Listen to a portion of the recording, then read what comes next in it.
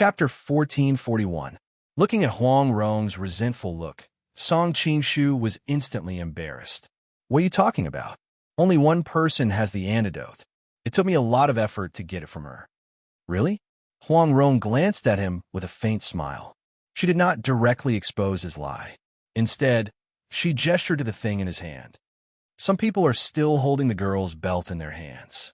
Only then did Song Qingshu realize that he had brought Xue Baochai's belt here. He couldn't help but feel embarrassed. I was in a hurry to give you the antidote and forgot to return it to her. Hurry up and return it to her. She must be very flustered in a group of men without a belt. Huang Rong's eyes were full of smiles. Although this man flirted with girls everywhere, he remembered to give her the antidote first, which made her a little happy. Then you should take a rest here. Song Qingshu also realized that he was a little unkind. He hurriedly detoxified the accompanying guards and then hurried to the open space. Sorry to keep Miss Xue waiting. Returning to Xue Baochai's side, Song Qingshu took out the antidote and let her smell it. Because he felt a little sorry in his heart, he always wanted to do something to make up for it. Suddenly, he saw the belt in his hand and subconsciously blurted out, "Let me tie the belt for you." Then he leaned over to tie the belt for her. Xue Baochai was a little annoyed by the smell of the antidote, but when she saw him so close, her whole body suddenly stiffened. Song Qingshu could smell the faint fragrance on the girl's body, even though she was so close to him, but he didn't think too much about it. His mind was focused on the group of people from the Western Xia country. He had given them so much time, and he hoped that they could escape the pursuit of the Imperial City Department. I'll do it myself. Xue Baochai finally couldn't help but speak. More than 10 years of subtle education had taught her to accept a man to tie the belt for her. Song Qingshu was stunned and found that her face had already turned as red as an apple. He finally came to his senses. Her poison had been detoxified, so she did not need him to tie the belt for her. He was thick-skinned enough to not show the slightest hint of shame. Instead, he stood up naturally and said, "Then I'll go and cure your big brother and the others." "Yes." Xue Baochai lowered her head, not daring to look into his eyes. Only then did Song Qingshu bring the antidote to Xue Yiren. He noticed that there seemed to be a fire burning in Xue Yiren's eyes. Song Qingshu was worried that staying with Xue Yiren for too long would cause problems, so he placed the antidote at the tip of Xue Yiren's nose and sniffed it. Then, he simply left the antidote with Xue Yiren. "Go and cure the people in the Imperial City Department yourself." After he finished speaking, he walked towards his carriage without looking back. He found that his guards were gradually recovering. Just as he was about to give the order to continue their journey, there was suddenly the sound of clothes flapping in the air. Song Qingshu turned his head and saw that Xue Yi was already standing 10 feet away. Xue Yi's hand was tightly gripping his sword, as if he would unsheath it at any moment. Who was in the Prince of Qi's carriage? It turned out that when Song Qingshu was treating Huang Rong's poison, he had seen a woman in the carriage from afar. Song Qingshu frowned. "What? Do I have to report to you that I brought along a concubine because I found the journey boring?" Inside the carriage, Huang Rong was so embarrassed that she spat on the ground. This scoundrel never forgot to take advantage of me. However, when she recalled that he had brought her along to relieve boredom. How could a concubine relieve boredom? The answer was obvious. For a moment, her cheeks became even more tender and beautiful. Xue Yiren said indifferently, "Of course, there is no need to do so normally. However, recently, the Imperial City Department has been ordered to investigate the kidnapping of the Crown Princess. The Emperor has given us special permission to investigate anyone." Song Qingshu's tone instantly turned icy. "I didn't expect you to be as ungrateful as the Xixia people. If I had known earlier, I would have just stood by and watched you die at the hands of the Xixia people." Xue Yiren paid no attention to his sarcasm. "We're just doing our job. Prince of Qi, don't read too much into it." "Is that so?" Song Qingshu snorted coldly. "If you have the ability, then step over my body." Xue Yiren slowly unsheathed his sword and pointed it at Song Qingshu from afar. "If Prince of Qi insists on not letting me go, then don't blame me for being impolite." You overestimate yourself. Although Song Qing-shu was usually a jovial person, even a clay figurine had a temper.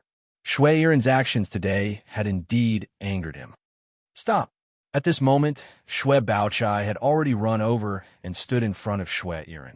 Big brother, what are you doing? Get out of my way. Shui Yiren's entire body seemed to have turned into a sharp sword that could erupt with a shocking attack at any time. I won't let you go. Do you think I don't know that you are just looking for an excuse to compete with Prince of Qi? However, he has just saved us. What you're doing is too much. Shui Baochai was so angry that her face turned red. She spread her arms wide, but it was unclear whether she was trying to stop Shui Yiren or Song Qingshu's attack. This is a rare opportunity. Shui Yiren finally told the truth. If Song Qingshu continued to stay in Linen, he could always find a chance to compete with him. But now he went north and returned to the Golden Snake Camp.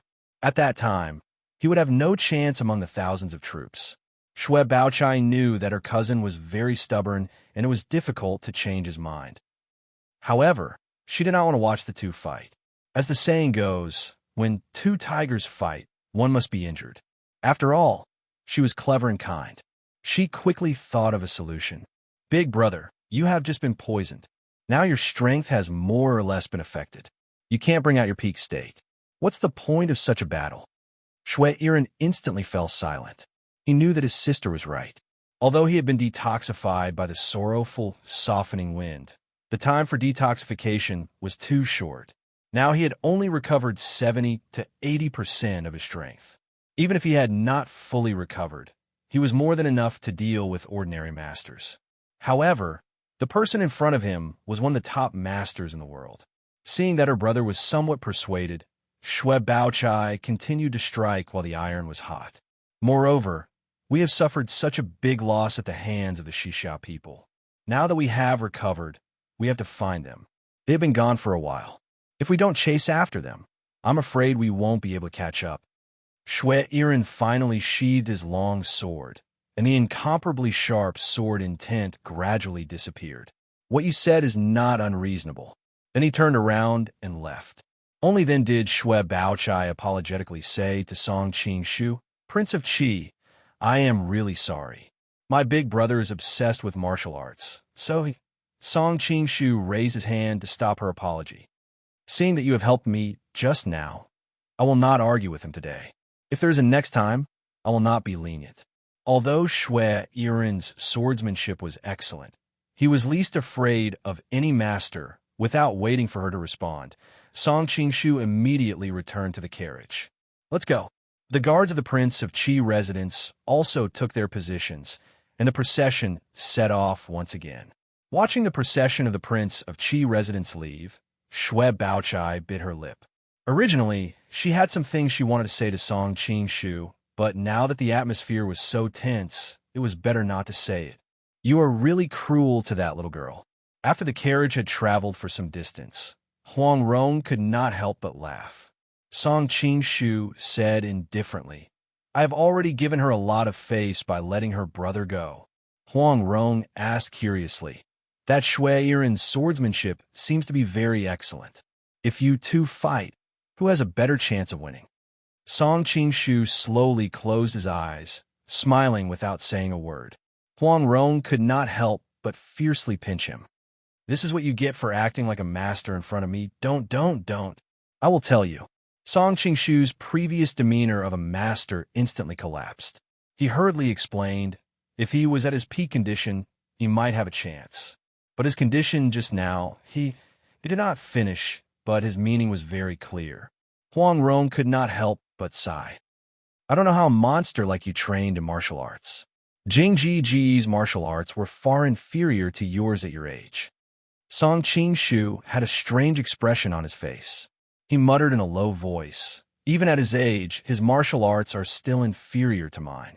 Huang Rong's eyebrows immediately rose. What did you say? Nothing.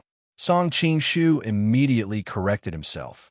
I said that today's weather is very sunny. Seeing him spout nonsense with a serious face, Huang Rong could not help but snicker. You clearly gave me 2 hands and 2 feet, but I might not be able to defeat you. Yet you deliberately pretend to be afraid of me. Song Qing-shu tilted his head and looked at her. His face was full of smiles. Because I am henpecked. Huang Rong's heart skipped a beat. Nonsense. Then she turned her face away and ignored him. After the carriage traveled for a while, Song Qing-shu and Huang Rong got out of the carriage. He then ordered his subordinates to continue north with his letter. When they arrived at Golden Snake Camp, Ajion naturally understood what was going on after reading the letter. He took Huang Rong to another carriage that had been waiting for a long time and turned back to the southeast. The carriage heading north attracted the attention of various forces. Song Qing-shu and Huang Rong went all the way south to Peach Blossom Island. Along the way, the two of them chatted about everything under the sun. At first, they talked about the general situation of the world, the situation of various countries, the various gangs and forces in Jianghu, and some of the current power structure of the Beggar clan. As they chatted, the two of them unknowingly became more and more scattered. Astronomy, geography, zither, chess, calligraphy, painting, chimendunjia, anecdotes. It could be said that they talked about whatever they wanted to talk about. Song Qing-shu could not help but admire Huang Rong for being the daughter of the Eastern heretic, the famous female Zhuge, in Jianghu. Her knowledge was really too profound. Huang Rong was even more shocked than him. For so many years, in terms of knowledge, she only admired her father, Huang Yaoshi, but now there was another person. In particular, Song Qing-shu came from the future and had more than 1,000 years of experience. It could be said that he was standing on the shoulders of giants. In many aspects, even Huang Rong could not compare with his knowledge. Some of his casual words often touched Huang Rong. The more they talked, the more congenial they became, and the more harmonious their relationship became. Although they used to have the most intimate relationship, there was always a little gap between them. But after the conversation along the way, they gradually felt that the gap had disappeared. In the bottom of her heart, Huang Rong had already regarded him as a bosom friend. Brother Jing would never talk about these things with me. At some point, Huang Rong could not help but faintly sigh. But she quickly calmed her mind and dispelled some thoughts that should not have been in her mind. We have arrived at Shanin. Looking at the distant city gate, Song Qing-shu could not help but feel a little emotional. This place could be considered as revisiting an old place. Let's rest in the tea house in front. After a long journey, Huang Rong could not help feeling a little tired. Chapter 1442. The girl in white was cute and innocent, and the girl in green was elegant and elegant. Song Qing-shu's eyes were sharp, and he recognized them at first glance. The girl in white was Lu Wushuang, and the girl in green was Cheng Ying. He didn't expect to meet them again after they parted at Shanin Mountain. Thinking of the charming scene in bed with Lu Wushuang last time, the young girl's youthful body, Song Qing-shu couldn't help but feel a little restless even though he had a firm heart now. Now that he was disturbed by the peach blossoms, he just wanted to send Huang Rong home safely. He didn't expect that there would be more trouble, so he wouldn't purposely look for Lu Wushuang and the others. The reason why he passed by Shanin was that he had to pass by Shanin to get to Peach Blossom Island. Next, he would pass by Qingyuan Prefecture, later known as Ningbo. Then he would go out to sea and head east, where the island was located. Song Qing-shu suddenly felt a headache when he saw the two girls. He didn't know how to get along with them. Why did you stop all of a sudden? Huang Rong came from behind and asked. Song Qing-shu answered, No, nothing. Hearing the commotion, Cheng Ying and Lu Wushuang turned their heads in confusion. Fortunately, Song Qing-shu and Huang Rong had changed their clothes and wore bamboo hats to hide their faces, so the two women didn't recognize them. Cousin, those two people over there seem to be familiar, Lu Wushuang said with some doubt. Cheng Ying pressed her hand and shook her head. They're obviously trying to hide themselves. Don't cause trouble when you're outside. Cheng Ying was meticulous. She knew that they were trying to hide themselves. Lu Wushuang was staring at them, which could easily lead to death. But I really think they look familiar. Lu Wushuang pouted and whispered, especially that girl's voice. It sounds like Huang Rong. Because of Yanghua, they had met Huang Rong several times, so they knew her. At the same time, because of Yanghua, Lu Wushuang didn't have a good impression of Huang Rong. Plus, Cheng Ying was Huang Rong's junior martial sister, so she and Huang Rong could be said to be of the same generation. So she didn't call Huang Rong or Madame Guo like the others. It does look like it. Cheng Ying nodded slightly, but quickly shook her head. That man is obviously not Hero Guo. How could she be senior sister?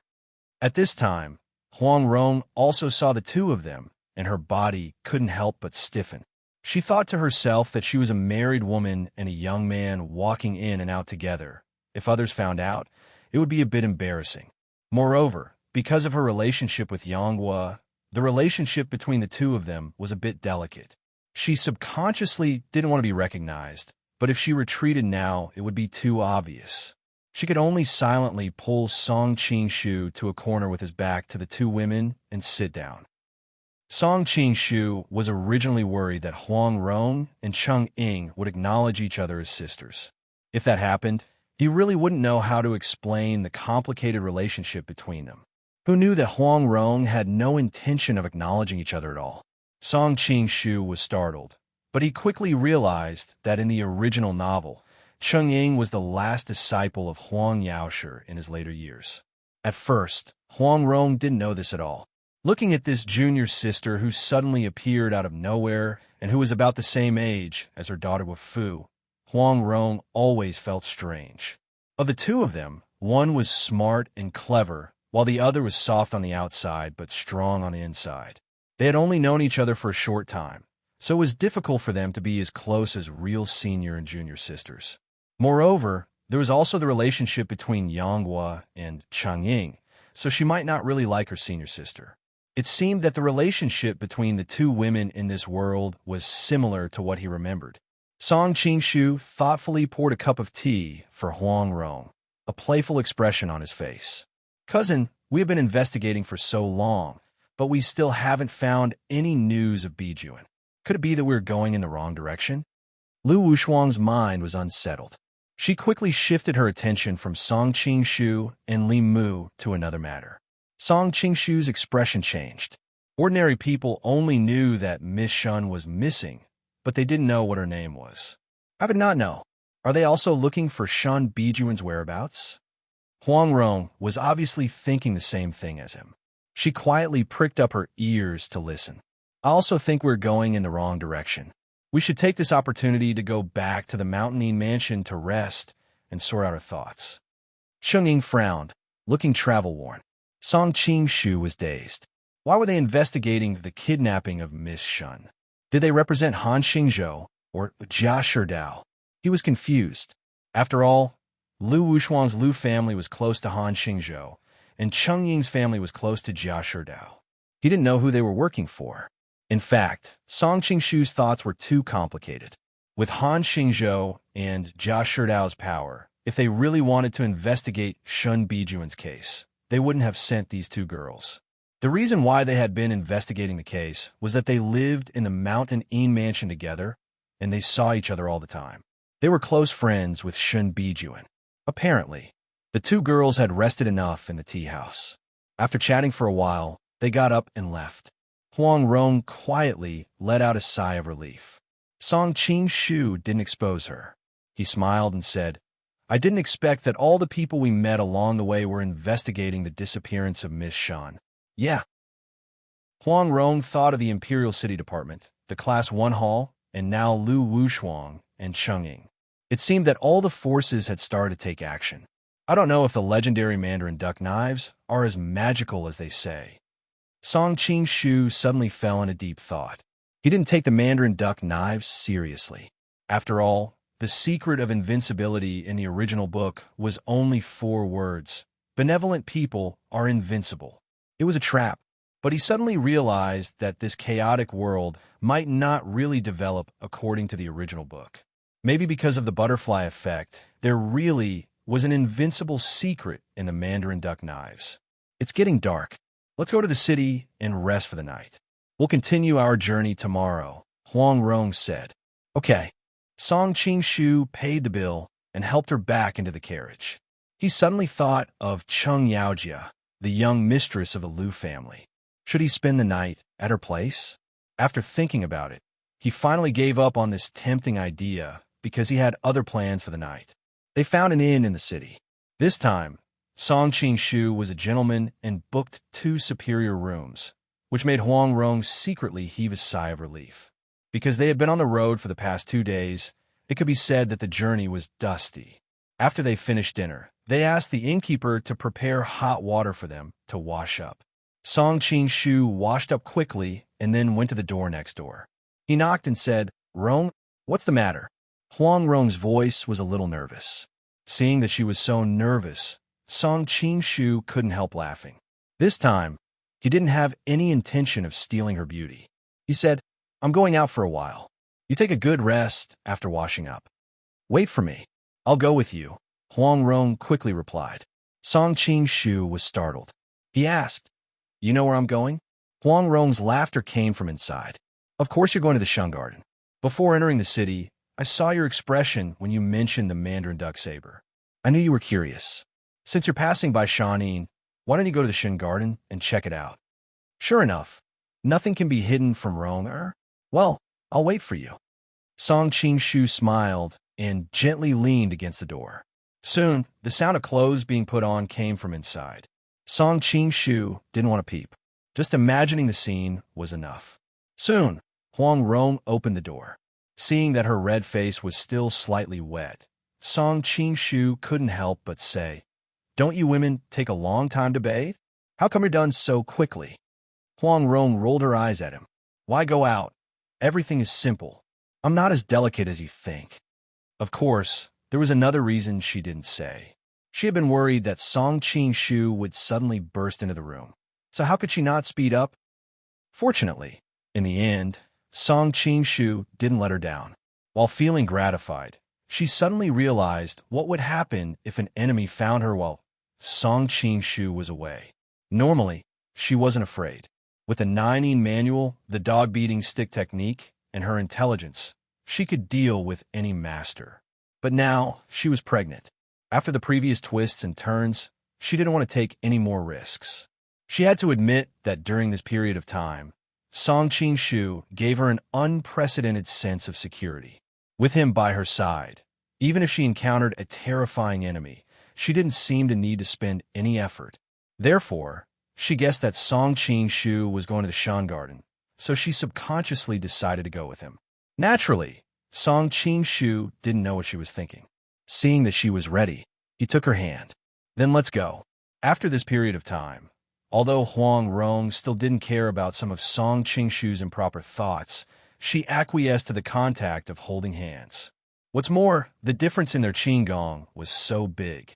In order to save time, she had more reasons to convince herself. Song Qing-shu used his qigong, and under the cover of the night, he arrived at the Shun Garden in a short time.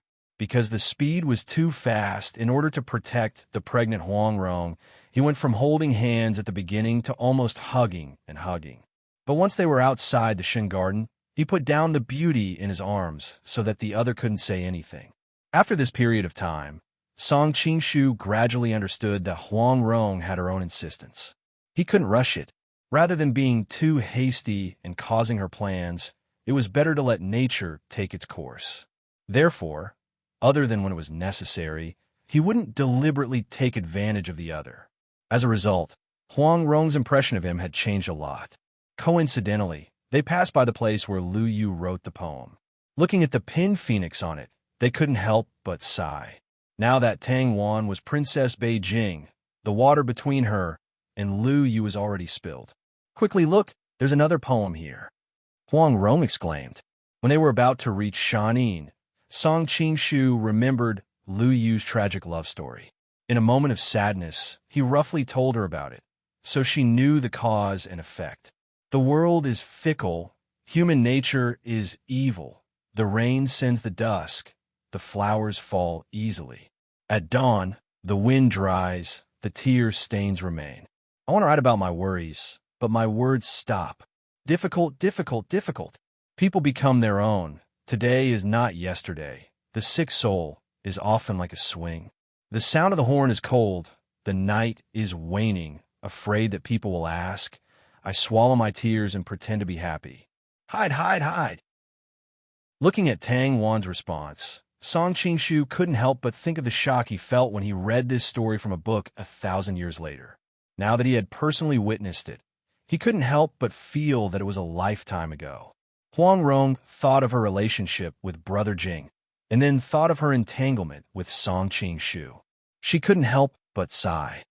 Suddenly, there was a scream in the night sky. Although the voice was very low, whether it was Song Qingshu or Huang Rong, they were both masters. They could still hear the voice clearly. Chapter 1443. Song Qingshu grabbed Huang Rong's shoulder, and the two quickly sneaked in. They didn't meet anyone along the way. They couldn't help but be secretly shocked. It should be known that the Shun family was a famous family in Shanin. There should be a lot of maids and servants in the mansion. After entering the garden for so long, it was really abnormal that they didn't meet anyone. Song Qingshu looked up and found that the whole Shun garden was dark. Only a small courtyard had light, so he quietly went over with Huang Rong. They saw a group of black-clothed masked people in a big circle. In the middle, a group of maids and servants fell together. The air was filled with the smell of blood. After Huang Rong was pregnant, she was prone to nausea. When she saw this scene, she only felt that her chest and abdomen were overturned. Song Qingshu was worried that the movement of her vomiting would alarm the people inside. He hurriedly took her hand and transferred his internal force to her. Only then did she feel better. The two hid in a big tree next to the courtyard. Looking inside through the lush branches, it seemed that there were still people alive in the Shun garden. They saw a middle-aged couple kneeling in a pool of blood, shivering, and in front of them stood a man wearing a green mask with fangs. It could be seen that the man should be young, but the mask was too tightly covered, so it was impossible to see his facial features. However, this was not what surprised Song Qingshu the most. The most surprising was the middle-aged couple kneeling in a pool of blood. If he was not mistaken, the middle-aged man should be the palace hall's imperial censor, Shun Yin. He had met him once in the court in Linen. Although there was no deep friendship, Song Qingshu still recognized him at a glance with his photographic memory.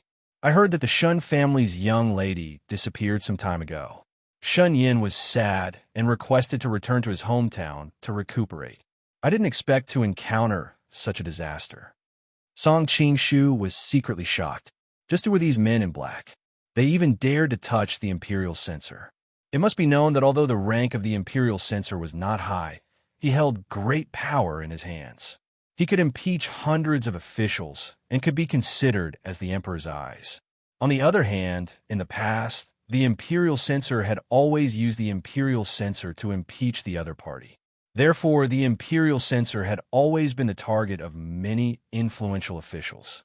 It seemed that the men in black wanted to destroy the Shun family. Once the situation of the Shun family was discovered after dawn, it would definitely cause an uproar in the southern Song dynasty. At that time, the emperor would be furious and order a thorough investigation. This group of men in black knew the serious consequences, but still dared to do it. Obviously, they had nothing to fear. Suddenly, a few black-robed men ran into the yard from all directions and knelt in front of the masked man. "Master, we didn't find that thing." These men in black all said the same thing. Song Qingshu and Huang Rong looked at each other and were secretly shocked. They didn't know what they were looking for. The masked man with the green face and fangs looked back at Shun Yin, who was kneeling in a pool of blood. He said in a low, muffled voice, "These years, I often come to Shun Garden to play. It can be said that I know every inch of the garden like the back of my hand. Unfortunately, I still can't find the whereabouts of the deer-cutting knife. Therefore, I've been guessing that you should have hidden the knife in a secret place that no one can find." Hearing the conversation in the house from afar, Song Qingshu had a strange expression. Why did the deer-cutting knife come out?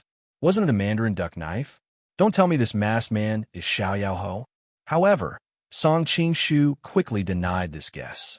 Although this man was wearing a mask, he could see that he was very young. In addition, his figure was a bit familiar. He had a feeling of déjà vu. Unfortunately, when he spoke, he deliberately changed his voice, making it difficult for him to confirm the identity of this person. Shun Yin scolded, "You really have the ambition of a wolf. All these years, You have been coming to Shun Garden with evil intentions. It's a pity that I realized it too late. I originally wanted to give the knife to the Crown Prince, thinking that I could send that disaster away. I didn't expect to still fall into your trap. It seems that Shun Yin and this masked man know each other. Huang Rong whispered. Song Qingshu nodded. He thought that Shun Yin let his daughter enter the capital to choose the Crown Prince's wife. Now it seemed that it was to get rid of that hot potato. As the saying goes, an ordinary man is innocent, but a treasure is a crime. Listening to Shun Yan's breathing, Song Qingshu knew that he was a lamp without oil. Now, he was only relying on the anger in his heart to support himself. The masked man sneered. Shun Yin, that's why I said you are old and confused. You want to give a knife to the Crown Prince. Do you think Prince Yi will agree? Shun Yin was startled, and his face instantly showed remorse. The deer cutter knife. The Qin dynasty lost its deer, and the whole world chased it. The Mandarin duck knife is said to contain the secret of invincibility in the world. So whether it is called the deer cutter knife or the Mandarin duck knife, do you think Prince Yi will allow such a thing to fall into the hands of the Crown Prince? The masked man said in a very strange tone, Your daughter's name is not good. Shun Bijuan. A treasure is a crime. Shun Yin said with annoyance, Prince Yi and the Crown Prince are fighting for the throne in the future. Naturally, he will not allow such a thing to fall into the hands of the Crown Prince. Song Qingshu also nodded secretly. Even if the Mandarin duck knife did not have the effect of invincibility, the name alone had enough symbolic meaning. Falling into the hands of the Crown Prince was equivalent to the fate of the Crown Prince. Of course, Prince Yi could not tolerate this situation. So the disappearance of Bijuan was caused by Prince Yi. Shun Yin suddenly came to his senses and said with gritted teeth. Huang Rong sighed faintly. It is really not a blessing for the country to fight for the throne between brothers. Guo Jing was dedicated to the country, and Huang Rong naturally hoped that the court would be more stable. The disturbance of the fight for the throne would affect every citizen of the Song dynasty. Before Song Qingshu had time to answer, the masked man had already shook his head and said, Forget it. For the sake of our friendship over the years, I will let you know the truth. Prince Yi did organize experts to rob and kill your daughter's convoy, but when they arrived, your daughter had already disappeared. Really? Shun Yin was pleasantly surprised. Previously, he had been distressed about his daughter being robbed and had cursed the 18 generations of the robber's ancestors. But now he found out that the other party had indirectly saved his daughter's life.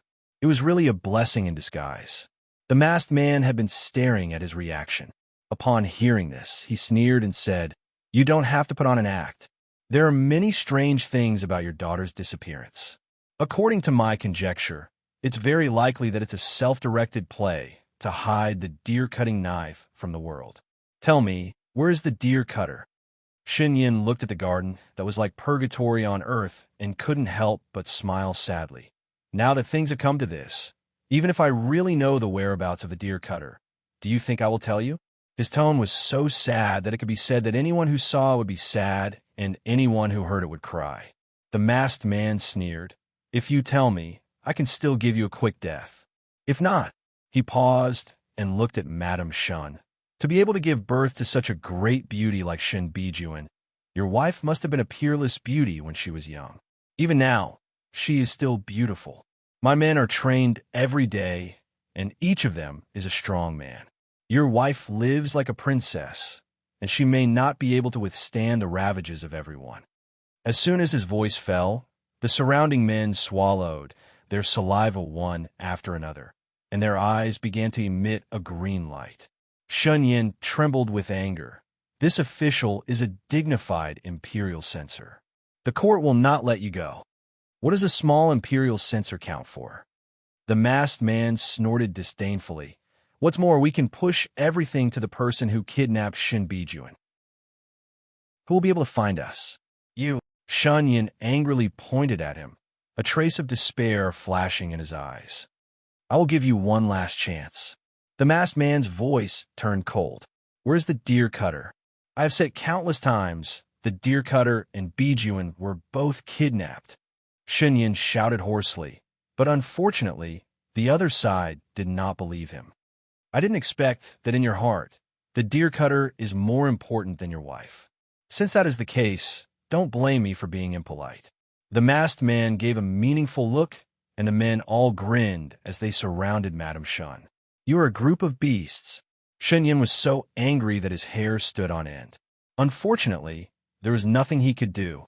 How could Madame Shun block a group of burly men? Although she struggled with all her might, her hands and feet were quickly held down by one of the men. Another man reached out to her chest and belt. Huang Rong could not bear it any longer. She tore off 2 book covers and used the divine flicking finger technique to shoot them out. The group of black-clothed men were hit and fell to the ground. Who? The masked man suddenly turned around. The rest of the black-clothed men all looked toward the tree. At this point, Song Qingshu knew that there was no need to hide. Grabbing Huang Rong's shoulder, the two of them jumped down from the tree and landed in the courtyard. It's you? Seeing the appearance of the two, the masked man was somewhat frightened. Why are you here? Oh, you recognize me? Song Qingshu thought that his previous feeling was not an illusion. It seemed that he really did know this person. Shen Yan, who was at the side, also saw his appearance and excitedly called out, Prince Qi. Song Qingshu's figure flashed and appeared at his side. Imperial Censor Shun, I'm late.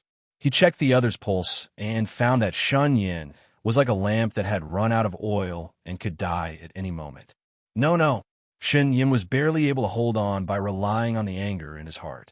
Now that he saw Song Qingshu appear, a large stone in his heart fell to the ground. As soon as he relaxed, he felt endless exhaustion hit him, and he could not even speak clearly. Kill him for me.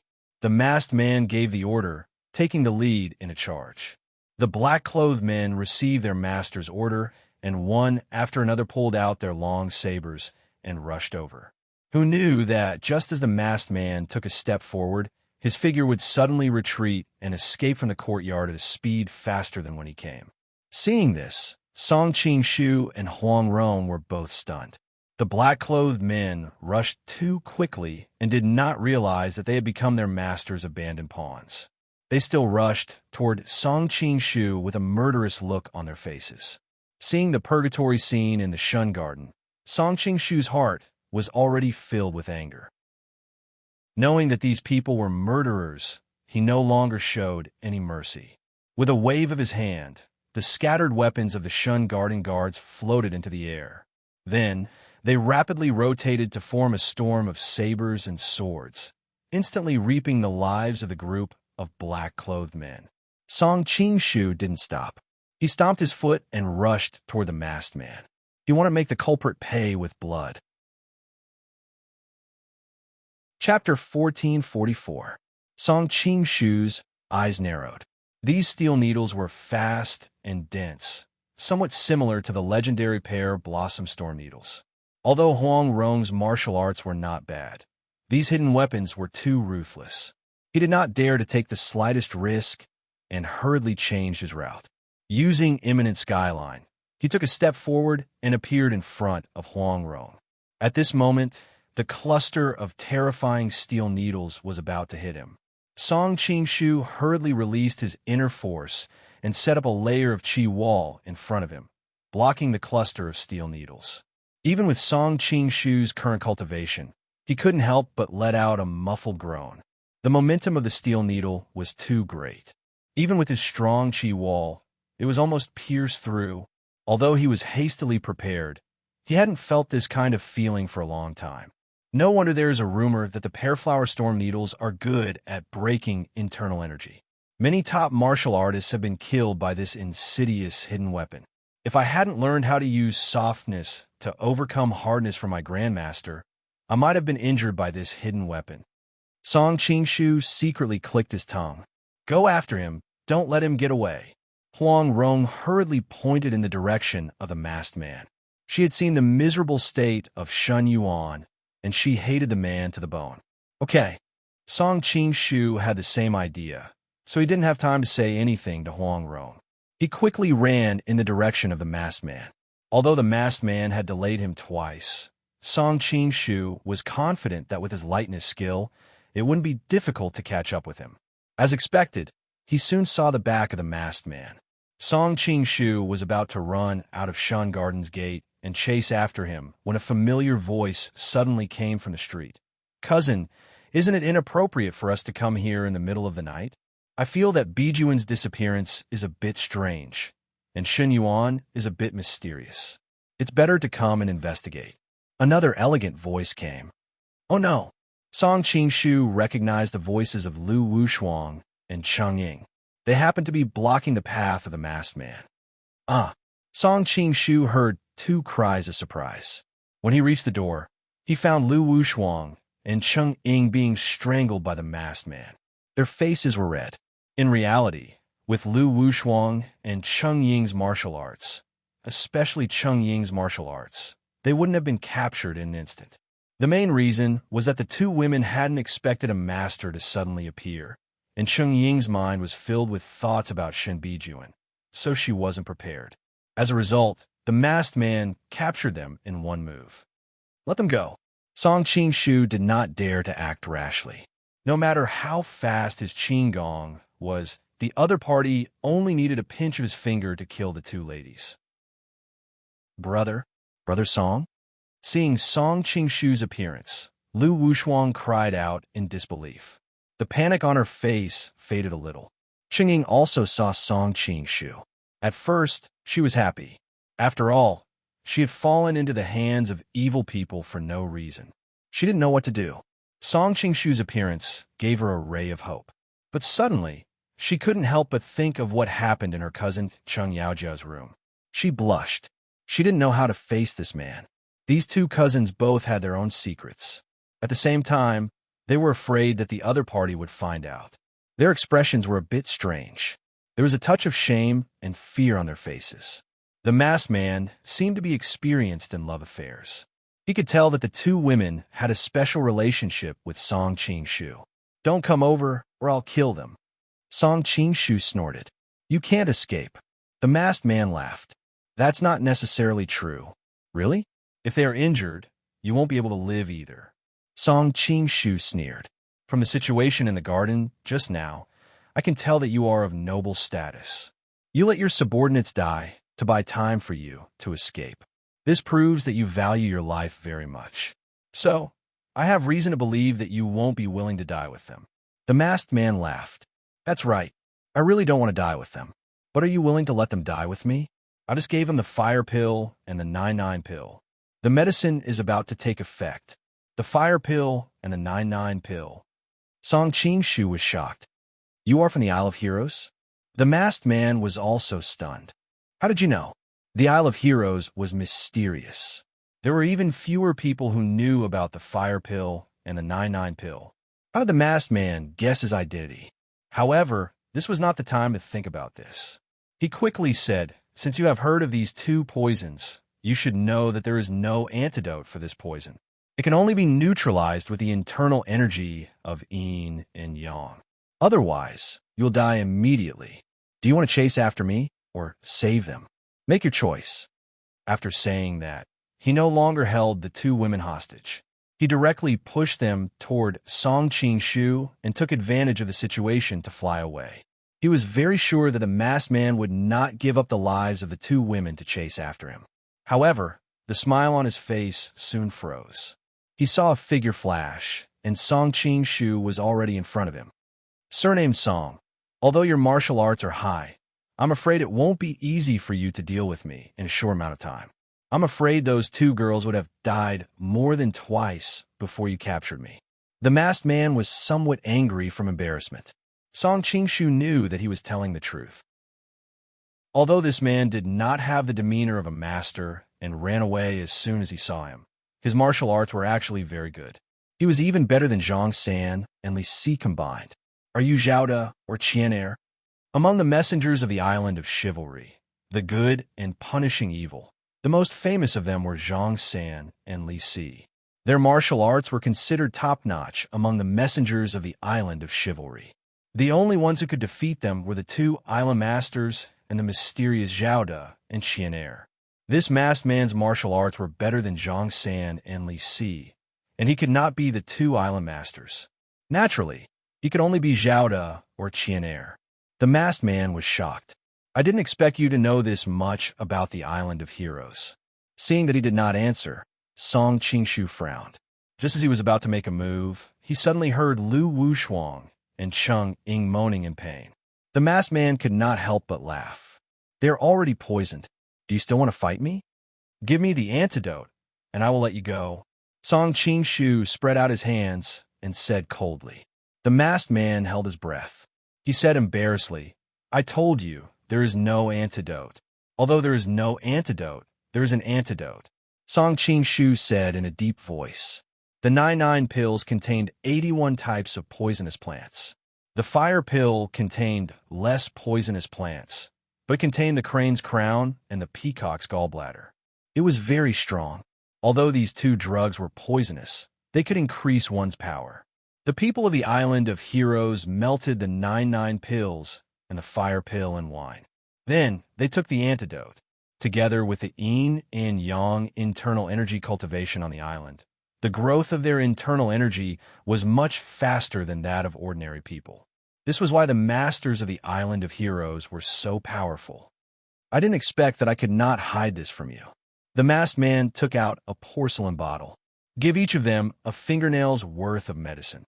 It will help you detoxify them more efficiently. But I still want to give you a piece of advice. Don't think that just because you have the antidote, you can try to catch me. The poison has already taken effect. If you don't quickly neutralize the poison, even if you can save them, they will become crippled. At this time, Huang Rong had already run out. Seeing Cheng Ying and Lu Wushuang on the ground in pain, she hurriedly helped them up. What happened to you? Although there was a grudge between her and Cheng Ying, they were both from the island of Peach Blossom. Seeing her junior sister in danger, she did not care about hiding her identity. Senior sister? Cheng Ying's whole body was red and burning hot, like a cooked prawn. Huang Rong was frightened. She quickly took out the 9-flower dew pill and fed them. The 9-flower dew pill was a special medicine made by Huang Yaoshi. It was very effective in detoxifying and consolidating one's internal energy. Don't blame me for not reminding you. The 99 pill and the fire pill are very special. They can only be detoxified with the internal energy of yin and yang. Taking the antidote will not only be useless, but will also trigger the effect. The masked man suddenly said. In fact, he was one of the people who didn't want anything to happen to Lu Wushuang and Cheng Ying.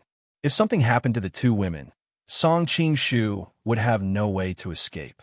Hearing his words, Huang Rong's hand froze. She hesitantly looked at Song Qingshu. Song Qingshu threw the porcelain bottle to her. Give each of them a fingernail's worth of medicine. Then he stared at the masked man sharply. If this medicine is fake, you know the consequences. The masked man smiled. I will not joke with my life. Song Qingshu ignored him and stared at the two girls. However, the masked man still did not dare to run.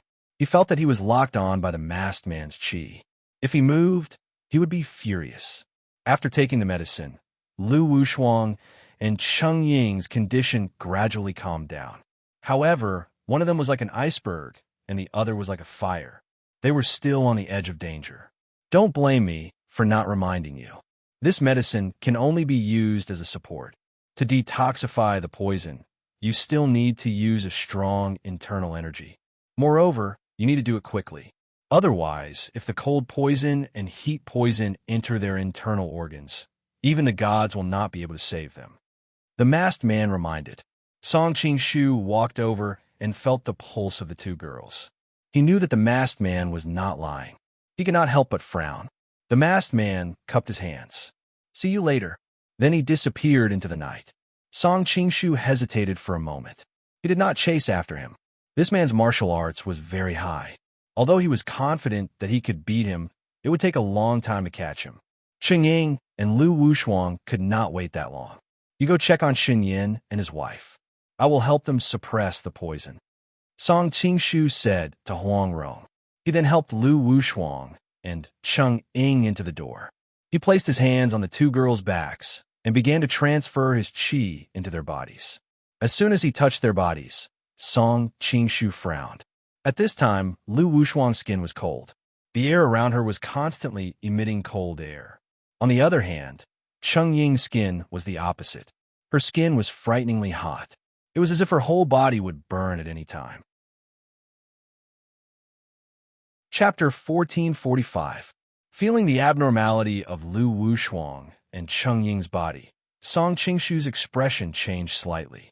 No wonder even the masters of the Isle of Chivalry could only drink a few drops of medicinal wine every time they practiced.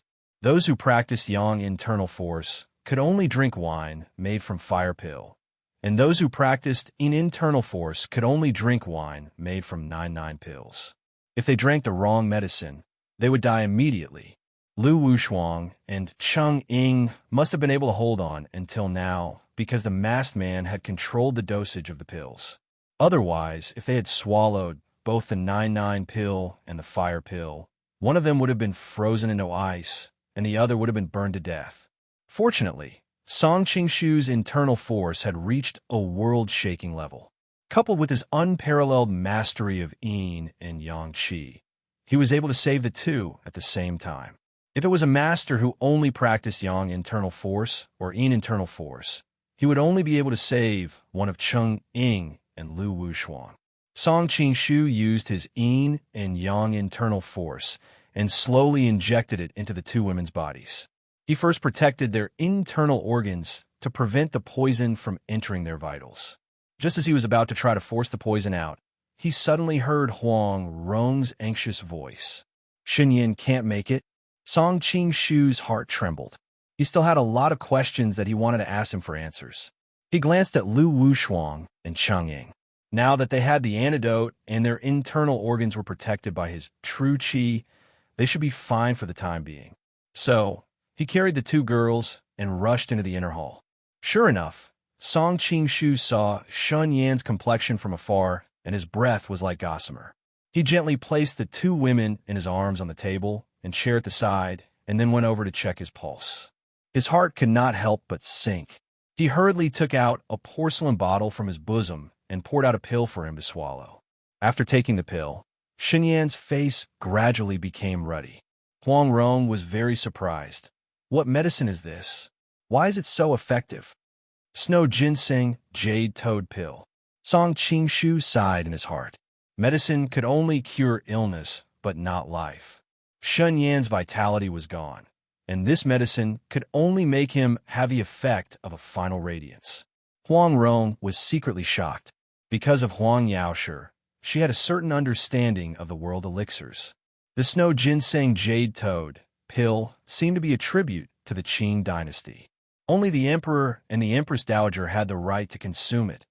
Looking at Song Qingshu's profile, Huang Rong couldn't help but ponder. Shunyan gradually opened his eyes and saw Song Qingshu's appearance. A trace of gratification flashed in his eyes. Qi Wang, Imperial Censor Shun. Song Qingshu hurriedly supported him, indicating that he should not speak anymore. If I don't speak now, I won't have the chance to. Shun Yin shook her head. I originally thought that I would die here today without a sound. I didn't expect that I would be able to see Prince Qi before I die. It seems that this damned heaven is not unkind to me. Song Qingshu sighed inwardly, replying in a low voice. It is a pity that I came too late and was unable to save you. Do you have any unfulfilled wishes? As long as it is within my power, I will definitely help you achieve them. Trembling, Shun Yin took out a jade pendant from his bosom and handed it to him. Qi Wang, please rescue my pitiful daughter. I don't know where she is suffering right now. This is a keepsake. If you show it to her, she will naturally believe you. Song Qingshu frowned.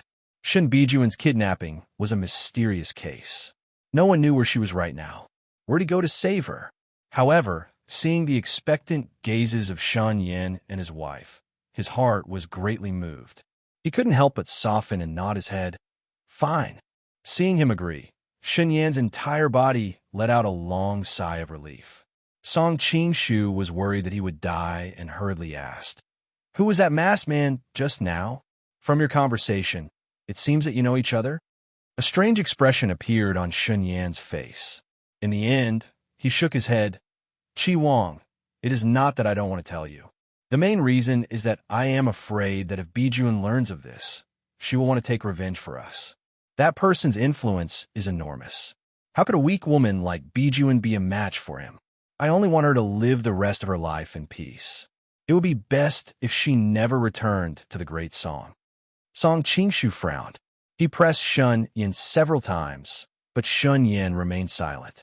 Although he was somewhat angry, Song Qingshu could not help but admire Shun Yan's love for his daughter. For the sake of his daughter's happiness, Shun Yan was willing to endure all the suffering alone.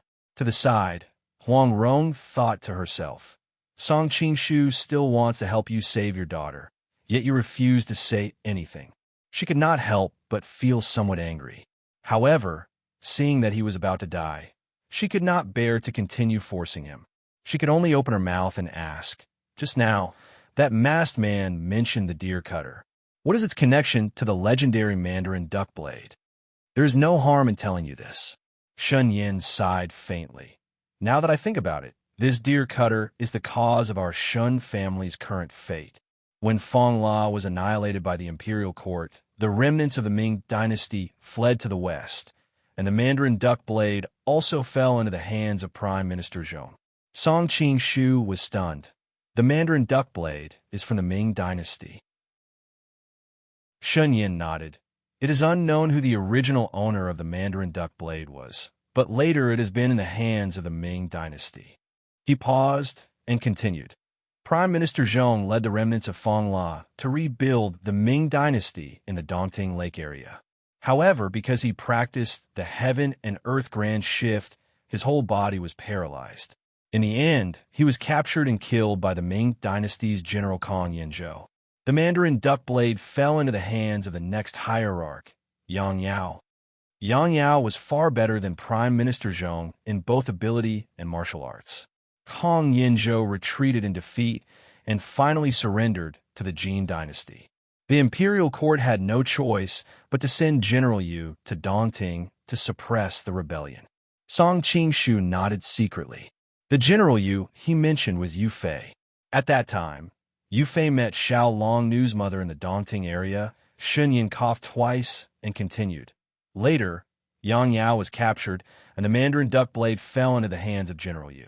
Later, General Yu was framed by Qin Hui and died in the Storm Pavilion.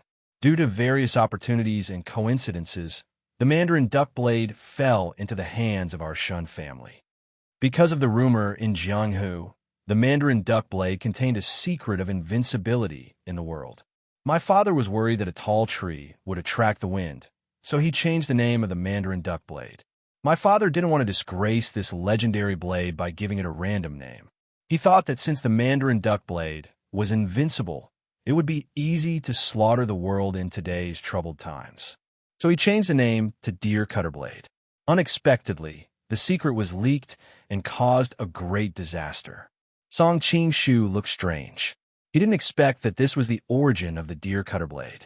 Huang Rong suddenly thought of something and hurriedly asked, since the Mandarin duck blade contained the secret of invincibility in the world, have you cracked the secret of the blade since it has been in your hands for so long? Shun Yan looked around the purgatory desolately. If we had cracked the secret, would our Shun family have ended up like this? Mandarin duck, since it is called Mandarin duck blade. It is obvious that there are two blades, one male and one female. The one in our hands is only one of them. The Ming dynasty also only had one of them. Otherwise, it would not have been so easily destroyed by the imperial court.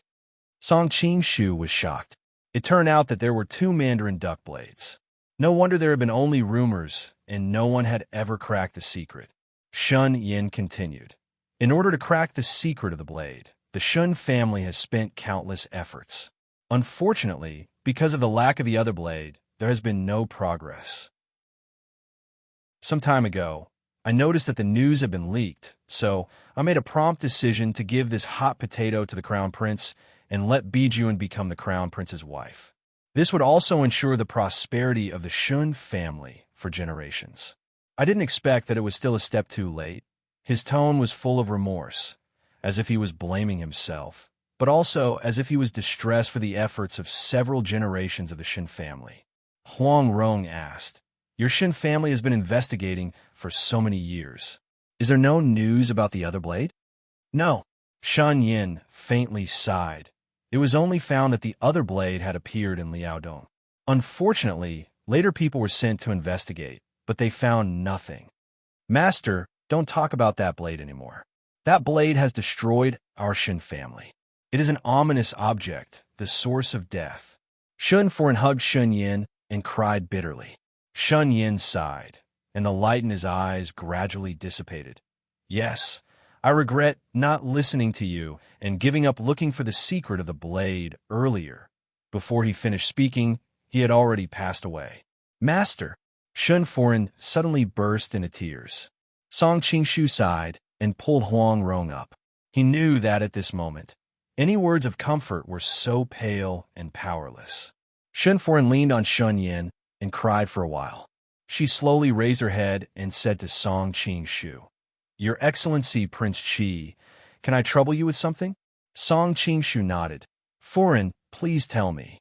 I have heard of your deeds from Master, and even Bijuan often mentions you in her boudoir. They all say that you are like an immortal and have the ability to reach the heavens. So I dare to ask Prince Qi to help us save my daughter." Shen Foran did not know if it was because she was too sad, but her voice became somewhat weak. Song Qingshu nodded. "As long as I receive news of Miss Shun, I will definitely help you save her. However, Miss Shun has been missing for so long without any news. I am afraid." Shun Foran smiled sadly. "I also know that Bijuan is in danger, but even if you cannot save her, Prince Qi does not need to blame yourself. We are already very grateful that you agreed to help us." At this time, Song Qingshu had already noticed that there was something wrong with her body. He rushed over to check and was surprised to find that there was a dagger in her lower abdomen. It was obvious that she would not survive. "Shen Foran, why are you doing this?" Song Qingshu could not help but sigh. Shen Foran smiled sadly. "Everyone in the Shen garden is dead. What is the point of me living alone in this world? In the future, if Bijuan is fortunate enough to be saved by Prince Qi, I hope that Prince Qi will tell her not to avenge us." After saying the last word, Shun Foran finally closed her eyes and leaned her body on her husband's body. At this time, the sound of bailiffs came from not far away. Huang Rong hurriedly pulled Song Qingshu, who was standing there in a daze. "The officials are here. Let's go first." Song Qingshu nodded. Although he was Prince Qi, it was not appropriate for him to deal with the officials at this time. After all the civil and military officials thought that he had returned to Jiangbei. Now that he had come to Shanin, it was difficult for people not to be suspicious. If his political enemies hit him while he was down, it would be very troublesome. Moreover, at this time, Lu Wushuang and Cheng Ying were gradually falling into a coma. If he did not detoxify them soon, they would most likely die. Chapter 1446. With one hand holding Lu Wushuang and the other holding Cheng Ying, Song Qingshu called out to Huang Rong and disappeared into the night sky. Not long after they left, the constable from Mountain Ying came in and saw the miserable scene in Shin Garden. His hands and feet turned cold. He knew that this was a serious matter. "Immediately inform all the city gates to be on high alert. No one is allowed to leave the city. Pass down my order. Search every house and see if there are any suspicious people. Focus on inns, brothels, and other places." Song Qingshu and Huang Rong could vaguely hear the constable's order. Huang Rong frowned and said, "I'm afraid it's not convenient for us to return to the inn." Song Qingshu nodded in agreement. It would be a headache to deal with the investigation, not to mention forcing the poison out of the two women. "Where are we going?" Huang Rong continued to ask. Song Qingshu originally wanted to take them back to the Lu residence to see Cheng Yaojia. However, when he thought about forcing the poison out of the two women's bodies, he needed a lot of water. He didn't want to alarm the Lu residence's servants. This matter concerned the women's reputation and integrity. There were also many people in the Lu residence, so it wasn't convenient for him to go. Dismissing the idea of going to the Lu residence, Song Qingshu suddenly remembered that there was a small stream not far from the outskirts of the city. He said to Huang Rong, "Let's get out of the city first." Even though it was already night and the city gate was closed, it still could not stop these Jianghu people from coming and going. Song Qingshu and Huang Rong quickly jumped over the city wall. Not long after they landed, someone on a horse galloped over to inform the guards to strengthen the city gate. Soon, the city wall was filled with people. The two of them secretly felt lucky. If they were one step late, the city wall would be filled with soldiers, and it would be troublesome to get out of the city. Song Qingshu quickly brought Huang Rong to the stream in his memory. At this time, it was late at night, and there was no one in sight for miles. "Take off their clothes and put them in the water," Song Qingshu ordered without stopping. Huang Rong was dumbfounded. She thought to herself, "These are two virgins. Take off their clothes? It would be fine if it was just me, but you, a grown man, are here." Song Qingshu knew what she was thinking and replied in a deep voice, "Lu Wushuang has been poisoned by the 99 pill. The poison of the 99 pill is extremely and cold. Her body is about to freeze. Cheng Ying has been poisoned by the fierce fire pill. The poison is extremely young. Her body is burning up. To detoxify Wushuang's poison, I must use internal energy of extreme yang. To detoxify Cheng Ying's poison, I need internal energy of extreme yin and extreme yang. However, they have been poisoned so deeply that it is very difficult for me to simultaneously control two completely different types of internal energy to detoxify them. I can only borrow the poison in their bodies to guide the cold air in Wushuang's body to alleviate the heat in Cheng Ying's body, and use the heat in Cheng Ying's body to dissolve the cold in Wushuang's body." Huang Rong roughly understood what was going on, but she still couldn't help but ask, "Then why not let the two of them hug each other? Wouldn't it be faster to neutralize the poison?" "Absolutely not." Song Qingshu hurriedly said, "Think about it. If you take a piece of red-hot iron and put it next to a piece of ice, what kind of violent reaction would there be?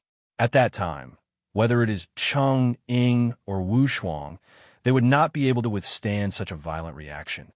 In fact, this was similar to when they first cultivated the Jade Women's Heart Sutra. When cultivating the Jade Women's Heart Sutra, a large amount of heat would be produced in the body and must be immediately released through the pores of the skin.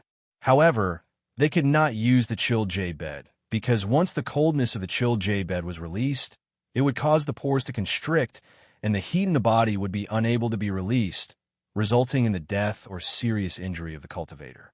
Right now, Lu Wushuang and Cheng Ying's situation was much more serious than when they were cultivating the Jade Women's Heart Sutra, so naturally they could not use a completely opposite temperature to stimulate them. The softest thing in the world is water. First, guide the cold in Wushuang's body into the water, and then use the water to dissolve the heat in Cheng Ying's body. At the same time, we will dissolve the heat in Cheng Ying's body into the water to warm up Lu Wushuang's body. This way, we can force the poison out of their bodies and achieve twice the result with half the effort." Song Qingshu continued to explain. Huang Rong was also a martial arts expert. How could she not tell if what he said was true or false? She could only nod and say, "I hope that when they wake up, they won't blame us." "I'm sorry, little apprentice sister." Huang Rong walked in front of Cheng Ying and began to undress her. Seeing her gentle and slow movements, Song Qingshu couldn't help but roll his eyes. He quickly undid Lu Wushuang's clothes and jumped into the water with her in his arms. "Hey, why are you?" Huang Rong suddenly became anxious. Didn't they say that she would be the one to undress them? Song Qingshu rolled his eyes. "You're taking too long.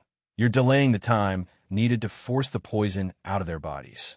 I'll first circulate my energy to help Wushuang. Hurry up."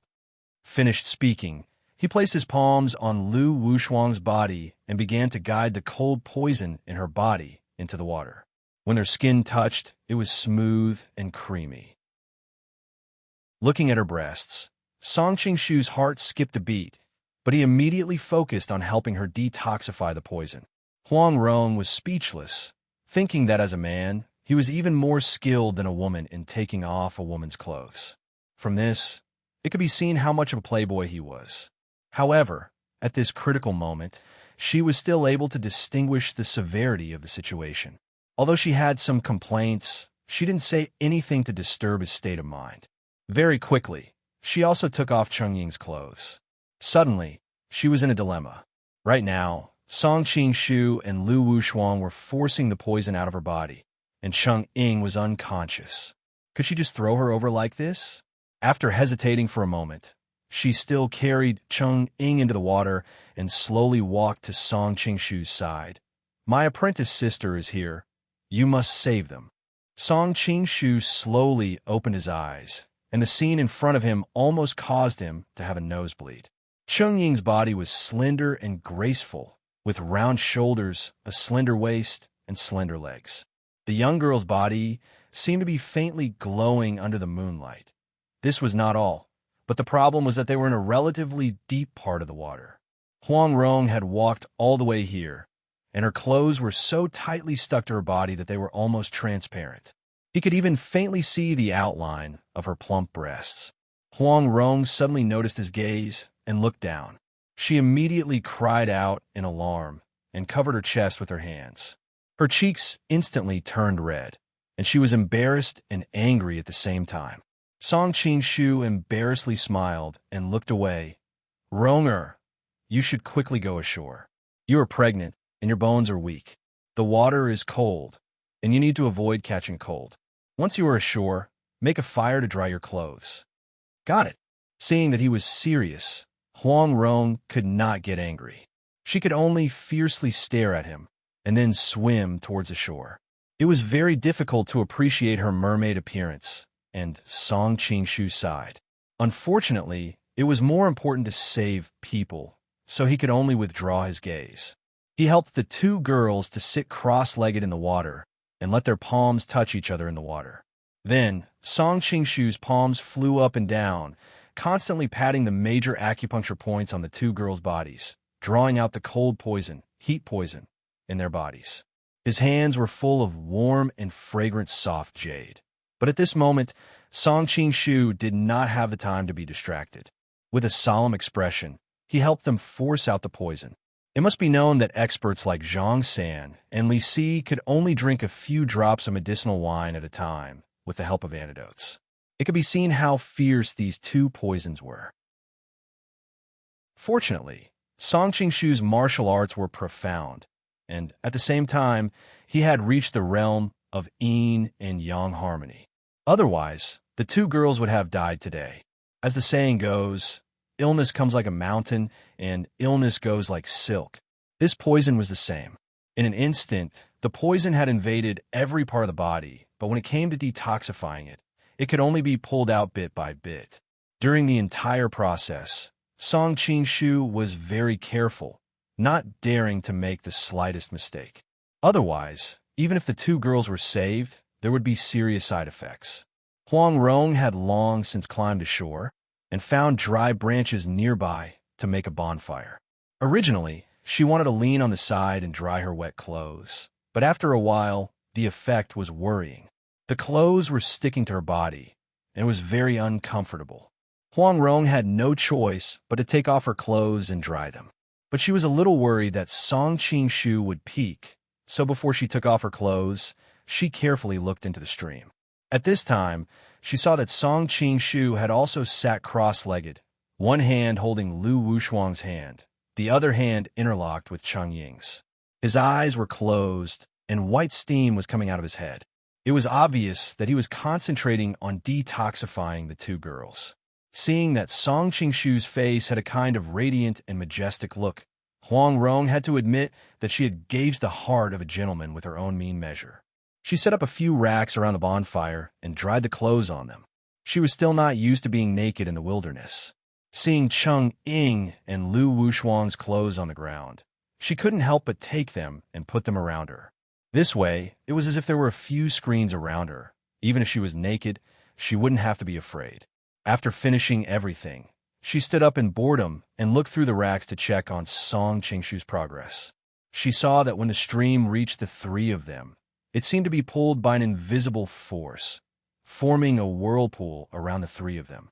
Huang Rong remembered what Song Qingshu had said earlier, and knew that he was using his internal energy to guide the cold and hot poisons in Lu Wushuang and Cheng Ying's bodies to neutralize each other.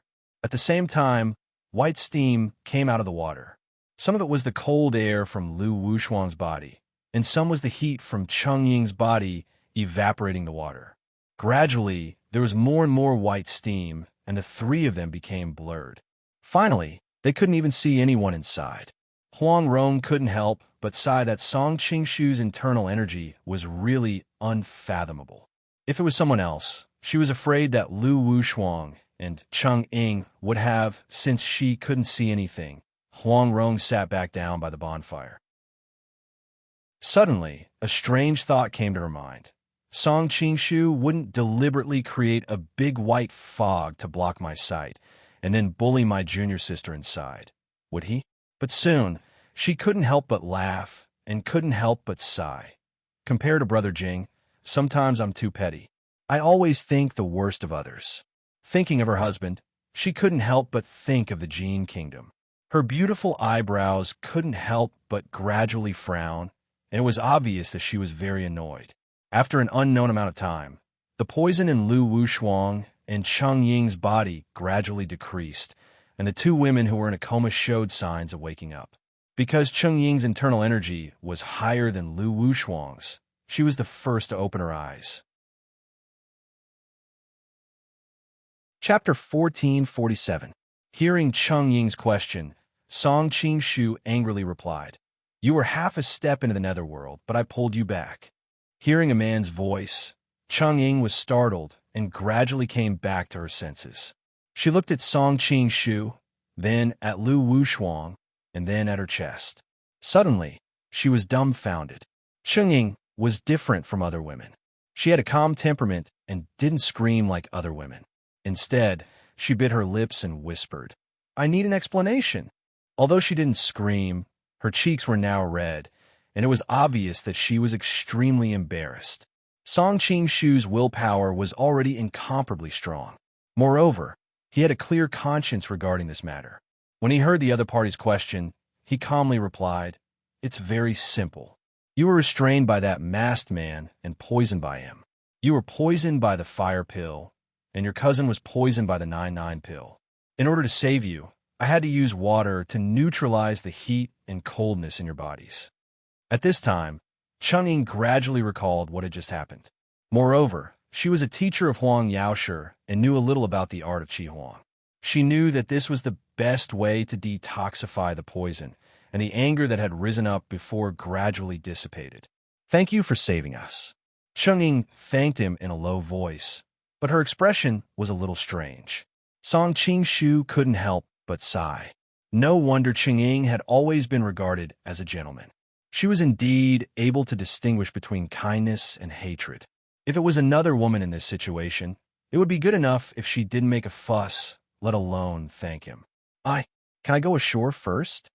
Cheng Ying said with a red face. After all, she was an unmarried woman. Even if she knew that he was treating her injuries and expelling the poison, it was still difficult for her to accept staying naked with a man. Song Qingshu frowned. "The poison in your body hasn't been cleared yet. Let's wait until I completely detoxify the poison of the fire pill in your body." Cheng Ying closed her eyes and felt the condition of her body. Then she opened her eyes and bit her lips. "You've already detoxified most of the poison in my body. Now I could detoxify the remaining poison on my own. I don't need to trouble you." Song Qingshu couldn't help but say, "Miss Cheng, I know what you were worried about, but since it has already happened, why don't you let me continue to detoxify you?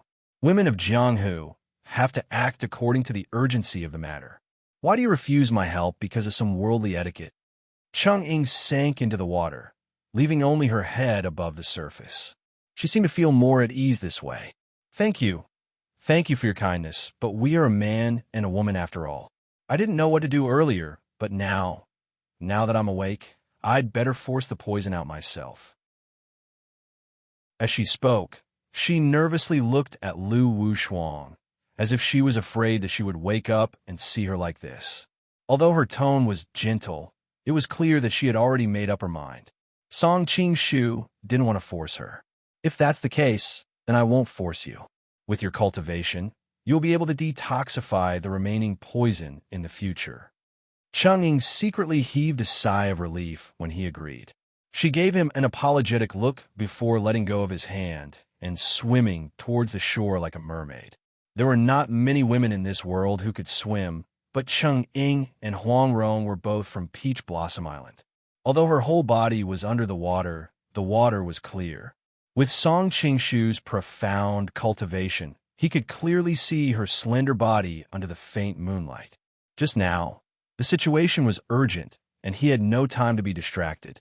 Now that most of the poison in the two women's bodies had been detoxified, he didn't need to concentrate on detoxifying the poison, so he naturally relaxed a little. Looking at the girl's snow-white body, Song Qing-shu suddenly felt a little hot, as if he had also been poisoned by the fire pill. At this time, Cheng-ying suddenly stopped and turned around to say to him, "Mr. Song."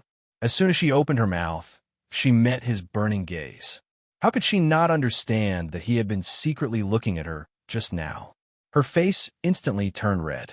Being caught in the act, Song Qing-shu also felt a little embarrassed and hurriedly looked away. "Miss Cheng, what's the matter?" Cheng-ying unhappily stared at him, then slowly said, "Please help Wu Shuang to detoxify the poison of the 99 pills. Her cultivation is not strong enough, so it is difficult for her to detoxify herself like I did. I don't have the strength to help her right now." "Don't worry, I will." Song Qing-shu nodded. Only then did Cheng-ying sink her head back into the water and hurriedly swam to the shore. She felt her face and ears were red and her whole body was hot, as if the poison of the fire pill in her body was coming back. When she reached the shore, Cheng-ying did not dare to get up immediately. Instead, she looked back at Song Qing-shu and saw that he deliberately turned his back to her. She could not help but secretly let out a sigh of relief. Big Brother Song is a gentleman, but she quickly remembered the scene of Song Qing-shu bullying her cousin Cheng Yaojia. Her evaluation of a gentleman immediately shattered in her heart. Taking advantage of the fact that Song Qing-shu was not looking in her direction, Cheng-ying tiptoed towards the bonfire. She had just crawled under the drying clothes and was about to find her own clothes to wear when she was suddenly dumbfounded. This was because she saw an extremely beautiful woman lying on the grass, sleeping. She instantly recognized that the other person was her senior sister Huang Rong. This was not what shocked her the most.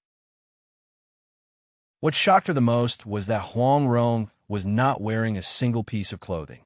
Under the light of the bonfire, her exposed skin emitted a honey-colored light. Only then did Cheng-ying remember that she seemed to have seen Huang Rong in the Shun Garden. But she did not understand why Huang Rong was not wearing any clothes at this moment. It should be known that there was a man not far from here. Could it be that something happened between the two of them? Hearing movement beside her, Huang Rong gradually opened her eyes. It turned out that because she was pregnant, it was already late at night. She had just warmed up by the bonfire and unknowingly fell asleep. After the initial confusion, her heart suddenly shivered and she hurriedly looked back. When she saw that it was Cheng-ying, she let out a sigh of relief. "So, it is Nian. You scared me." Senior sister. The two of them had never been very close to each other. At this moment, the two of them were completely naked. When their eyes met, it was even more awkward. After all, Huang Rong had been married for many years. Compared to a young girl like Cheng-ying, she was more open. She quickly got up and quietly peeked into the stream. Song Qing-shu? He is still helping cousin force out the poison. Cheng-ying hugged her chest with one hand and tried to cover the area between her legs with the other. Her pretty face turned red. Seeing that Song Qing-shu was indeed still in the stream, Huang Rong secretly let out a sigh of relief. She turned her head and saw Cheng-ying's appearance. She could not help but laugh. Junior sister's appearance is really very attractive. If there was a man here, I'm afraid that he would not be able to resist and would have already pounced on you. Cheng-ying could not help but reply. How can junior sister's appearance compare to senior sister's delicate and beautiful rose? If a man really wanted to pounce on you, he would have pounced on senior sister. Huang Rong secretly sighed that this little junior sister was really not an easy person to deal with. She smiled and said, "Senior sister is now pregnant and her figure is out of shape. How can she be compared to junior sister's pitiful appearance? Senior sister is full and charming. How can I compare?" Ying said while looking at the other's heavy chest. Her eyes flashed with amazement. Feeling her gaze, Huang Rong's face also became hot. She hurriedly said, "Let's put on our clothes first. Otherwise, when that surnamed Song comes back, we can't let him take advantage of us." Ying's face also turned red. She took off the clothes beside her and put them on. Fortunately, they still had Lu Wushuang's clothes. Otherwise, wouldn't the two of them be naked in front of Song Qingshu? "Senior sister, why are you naked here sleeping?" After fastening her belt, Cheng Ying asked the question in her heart. After all, if it was her, she would not be so careless as to take off her clothes and sleep near another man, unless that man was her husband. Thinking of the matter between Song Qingshu and her cousin, Cheng Yaojia, Cheng Ying's eyes flashed with a trace of suspicion. Could it be? Huang Rong was very smart. Seeing her expression, she instantly guessed her thoughts. Her heart couldn't help but shiver. However, her face was very relaxed as she said, "Speaking of which, isn't it because of you? Just now, time was urgent. Song Qingshu took off your cousin's clothes while I took off your clothes and sent you into the water. My whole body was wet, so I had to go ashore and take off my clothes to dry them. You also know that I am pregnant and easily get tired. In addition, I was busy for most of the night. While drying my clothes, I unknowingly fell asleep." "Thank you, senior sister." Hearing that it wasn't Song Qingshu who took off her clothes, Cheng Ying couldn't help but let out a long sigh of relief. However, thinking that her cousin was taken advantage of by him, she couldn't help but worry. "That's right. Why did you come out so quickly? Your cousin is still inside." Huang Rong knew that her junior sister was very meticulous. If she continued to ask, it would be hard to guarantee that she wouldn't reveal any flaws. Thus, she hastily tried to divert her attention. Sure enough, hearing Huang Rong's question, Cheng Ying's breathing became a bit hurried. I felt that the poison was almost completely detoxified. The rest can be detoxified by myself, so I came up. Cousin's cultivation is a bit lacking, so I need him to completely detoxify her." Seeing her cramped appearance, Huang Rong couldn't help but laugh. "Junior sister, we are all people of Jianghu. You don't have to worry too much about what happened today. What's more, only the few of us know about this matter. Song Qingshu isn't a talkative person. You can rest assured." Cheng Ying opened her mouth. She didn't know how to describe her feelings at the moment. Rationally, she also agreed with Huang Rong's words. But emotionally, when she thought of her pure and clean body being so intimately touched by a man, she couldn't let go. When she thought of Yang Guo, who always said that he was a gentleman, Cheng Ying couldn't help but feel that she had done something wrong to him, even though they had nothing to do with each other.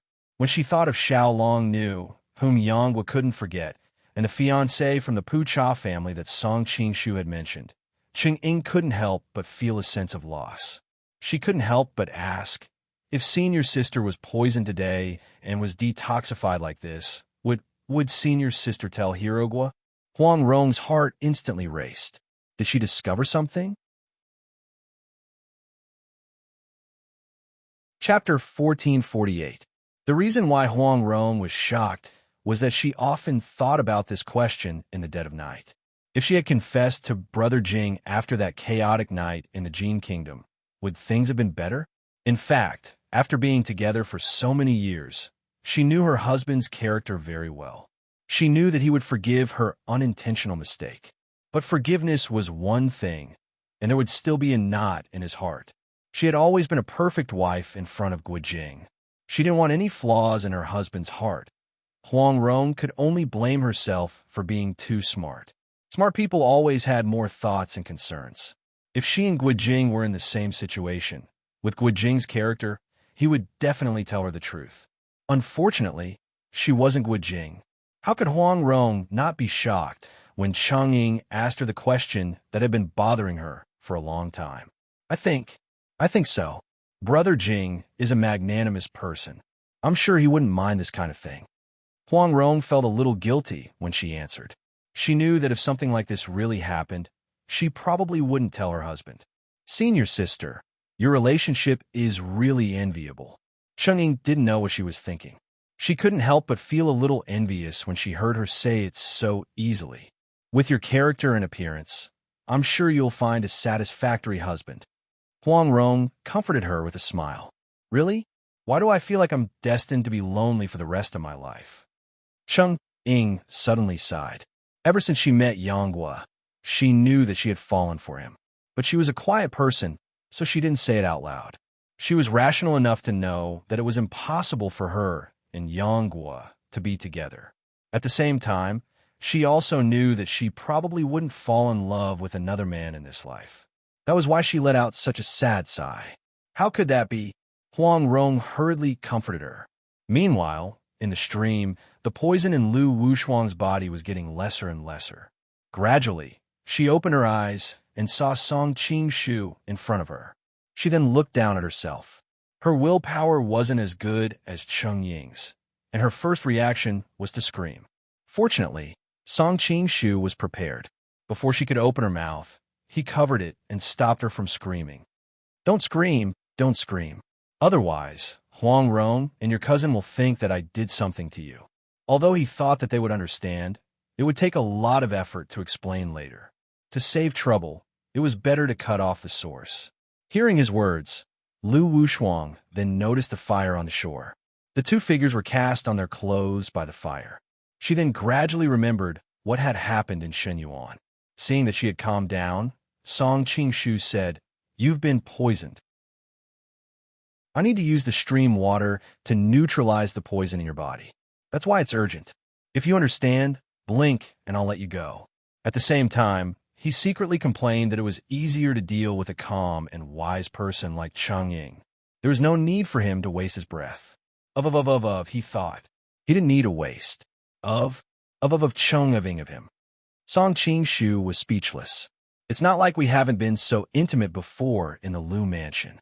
When he first treated Lu Wushuang's leg, he didn't know if it was inflamed or something, but she had a terrible fever.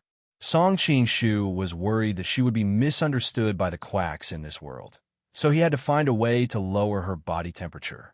As for the method he thought of, it was to touch her acupoints all over his body, completely arousing her desire and letting her release her inner fire. Lu Wushuang's face instantly turned red. Don't mention that night. Song Qingshu raised his hand and smiled bitterly. All right, I won't mention it. Actually, you don't have to be so conflicted. You're not the only one who was poisoned. Lu Wushuang blinked her eyes and suddenly remembered that her cousin seemed to have been poisoned by the masked man. You mean cousin was also... Song Qingshu made a shushing gesture. Don't make your cousin angry. She is a gentle person who doesn't get angry easily. Once she gets angry, it will be terrible. Lu Wushuang nodded secretly. The two of them grew up together, so she naturally knew her cousin's temperament. It was just as he said. She didn't know why, but knowing that Chang'ing was like this, she suddenly felt a lot more relaxed. Come here quickly. The poison in your body hasn't been cleared yet. Don't make it relapse. Seeing that she was slowly getting used to it, Song Qingshu said. Lu Wushuang's little face turned red. She crossed her arms in front of her chest and shook her head like a rattle drum. Song Qingshu said helplessly, "What now?" Lu Wushuang murmured, "Why is cousin already on the shore?" Song Qingshu could only explain, "That's because her cultivation is higher than yours, so she woke up earlier. She declined my help to force the poison out of her body and went ashore." Lu Wushuang said in a low voice, Then I also declined your help to force the poison out of my body. I also want to go ashore. Your cousin can force the poison out by herself because her internal energy is high enough. Your cultivation is so low. How are you going to force the poison out? Song Qingshu replied impatiently. I can ask cousin for help. Lu Wushuang pouted and muttered. Your cousin can't even take care of herself. How would she have time to care about you? Song Qingshu finally couldn't take it anymore. He pulled her over. Don't be so meddlesome. Let's get rid of the poison as soon as possible. Lu Wushuang also realized that she was a bit meddlesome. But as a girl, how could she be calm in this kind of situation? Being pulled into his arms, feeling the heat of his body, she only felt a little dizzy. Because of the intimate contact before in the Lu mansion, Song Qingshu didn't have many misgivings about Lu Wushuang. He directly held her in his arms. He pressed one hand on her chest and the other on her lower abdomen. Vigorous internal energy continuously flowed into her body, continuously cleansing her meridians that were corroded by the poison. They will see. Lu Wushuang didn't know why she said this. Shouldn't she let go of him? Anyway, she was hugged by him like this in the room last time. It didn't matter if he hugged her again. Moreover, he was helping her force out the poison. Lu Wushuang could only comfort herself like this. Isn't it easy to make them not see? As soon as Song Qingshu's voice fell, the white mist that was gradually dissipating around the two of them thickened again. Very quickly, it blocked the view of the shore and the stream. How'd you do it? Lu Wushuang cried out in surprise. I used my masculine internal energy to evaporate the water around me. Song Qingshu replied. Lu Wushuang couldn't help but reveal a trace of admiration. You really are amazing. Looking at the young girl's innocent face, Song Qingshu smiled and didn't reply. He focused on detoxifying her. Meanwhile, on the shore, Cheng Ying and Huang Rong heard Lu Wushuang's cry of surprise. They quietly lifted the corner of their clothes that were used to cover their eyes and looked over. They couldn't help but be startled when they saw the white mist in the stream.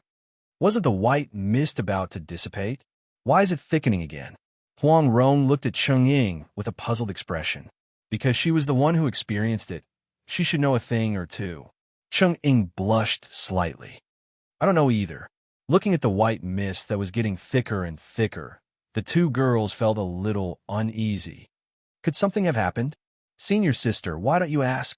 Cheng Ying was also worried about her cousin's safety. However, because of what happened just now, she couldn't muster up the courage to talk to Song Qingshu. She could only ask Huang Rong for help. Huang Rong nodded. She was also worried that something might have happened. She stood up and shouted, Song Qingshu, what happened over there? Soon, Song Qingshu replied. The poison in Miss Lu's body is a little relapsing. Don't worry, I have it under control. However, it will take a little more time. Cheng Ying couldn't help but mutter to herself. Could something have happened to my cousin? Huang Rong comforted her. Don't worry. Song Qingshu's martial arts are even better than my father's. He won't let anything happen to Miss Lu. But I'm still a little worried. Cheng Ying frowned. Senior sister, can you go and take a look? Huang Rong spat. How could I go in that kind of situation? Cheng Ying instantly smiled awkwardly. I didn't think it through. Miss Cheng, there's still some poison in your body. You should quickly use your martial arts to neutralize it. Otherwise, the poison will invade your meridians again. Suddenly, Song Qingshu's voice came from the white mist again. Ah! Cheng Ying cried out in alarm. Her mind was in a mess just now. Coupled with her conversation with Huang Rong, she had forgotten that the poison in her body had not been neutralized. Huang Rong also hurriedly said, Junior sister, quickly use your martial arts to force the poison out. I'll help you. Our internal energy comes from the same source, so it should be twice the result with half the effort. Although she had practiced the 9-yin manual, she had not forgotten about the internal energy of Peach Blossom Island. Cheng Ying's face lit up with joy. However, she looked at Huang Rong's slightly bulging belly and hesitated. But senior sister, you're pregnant. Won't it hurt your body? Huang Rong smiled. Don't worry. The main thing is to force the poison out on your own. I'll just help. If something goes wrong, I'll stop myself. You don't have to worry. Only then did Cheng Ying let out a sigh of relief. She didn't want to stay naked with Song Qingshu, so she was determined to go ashore. In fact, it was not impossible for her to force the poison out with her cultivation, but it was still a bit difficult. Now that she had Huang Rong's help, she was completely relieved. Cheng Ying sat cross-legged on the ground and began to force the poison out. Huang Rong also sat down behind her and pressed one hand on her back to help her. If it was before, Huang Rong would never dare to help Cheng Ying force the poison out. The poison of the scorching flame pill was very strong. If she was not careful, it would backfire on her. If she was not careful and the fire poison invaded the fetus in her belly, then it would be too late for her to regret. However, now that the fire poison in Cheng Ying's body had been mostly neutralized by Song Qingshu, the remaining fire poison was not a problem for her. Feeling that the shore had quietened down, Song Qingshu smiled and said to Lu Wushuang, "They're also focused on forcing the poison out.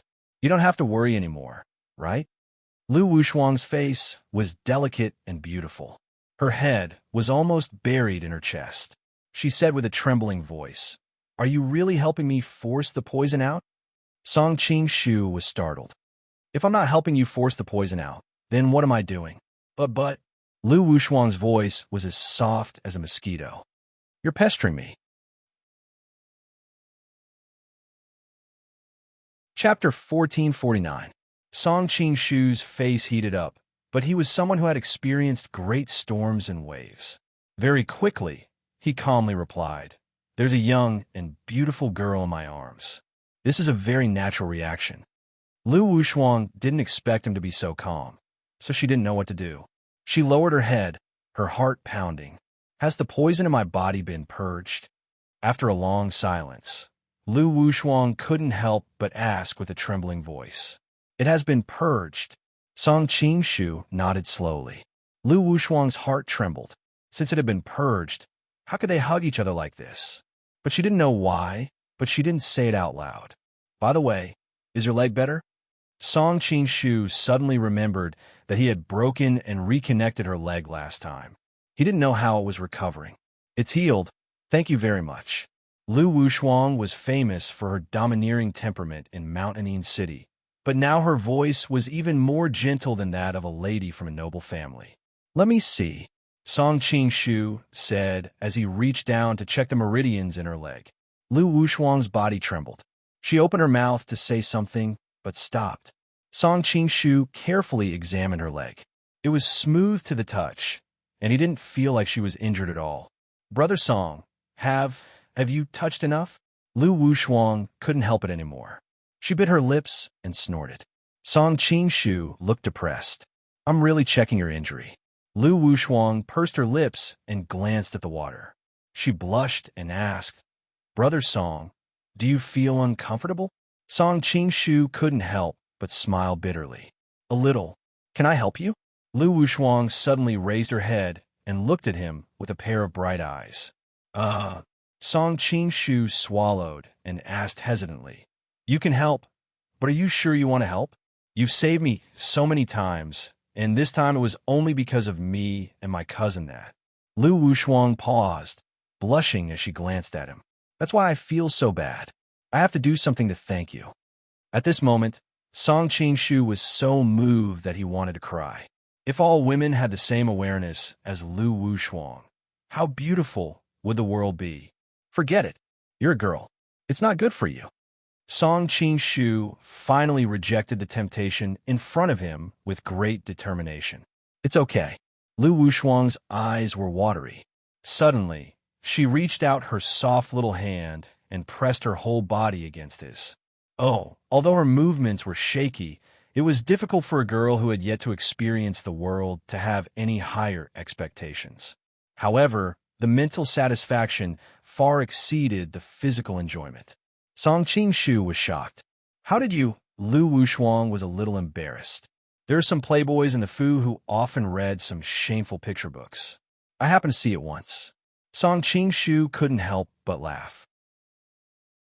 It seemed that young people in all generations had the same temperament. The two of them tacitly didn't make any sound. Just like that, they carried out a little secret that only the two of them knew. On the shore, Huang Rong was helping Cheng Ying force out the poison, so she didn't have time to see what was going on.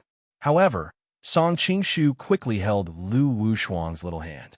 "Wushuang, there's no need." Lu Wushuang asked nervously, "Is it making you uncomfortable?"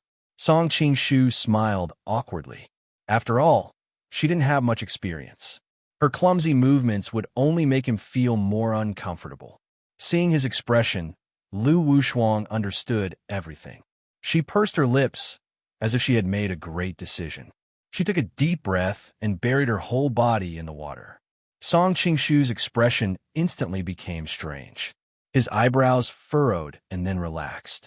Not long after, Lu Wushuang was helped out of the water. She kept coughing, obviously choking on the water. Song Qingshu wiped the water stains on her face and said with a faint smile, "Did you also learn from that booklet?" Lu Wushuang blushed and nodded shyly. After straightening out her breathing, she was about to dive into the water again. Song Qingshu grabbed her and held her face. He said softly, "That's enough. You're a little girl. There's no need to do this." Lu Wushuang also blushed. She didn't know why she was so bold today. Perhaps there was a voice in the dark telling her to repay this man's kindness. Brother Song. At this time, her body was already as soft as cotton. There was even a burst of throbbing in the depths of her body. Hearing her sweet voice and feeling the change in her body, Song Qingshu couldn't help but be startled. He thought that he had accidentally sent the Huanqi genuine qi into her body again. But after careful examination, he didn't. Brother Song, Lu Wushuang stammered as if she had made a great decision. Actually, I can give it to you. Song Qingshu didn't react for a moment. Lu Wushuang looked at him with a bitter face. Both of us are like this. Who else can I marry in this life? Song Qingshu hurriedly comforted her. Wushuang, you don't have to worry about this matter. It's urgent. Lu Wushuang directly interrupted him and said, "What about last time? Last time in my boudoir." Song Qingshu looked embarrassed. "That's because it was an emergency." Lu Wushuang's face was on the verge of tears. "I know you are surrounded by beauties that can cause the downfall of cities and countries. How could you be interested in a little girl like me?" As she spoke, her tears flowed down her cheeks like pearls from a broken necklace. Song Qingshu hurriedly wiped her tears. "Of course not. If I don't like you, why would I have such a strong reaction?"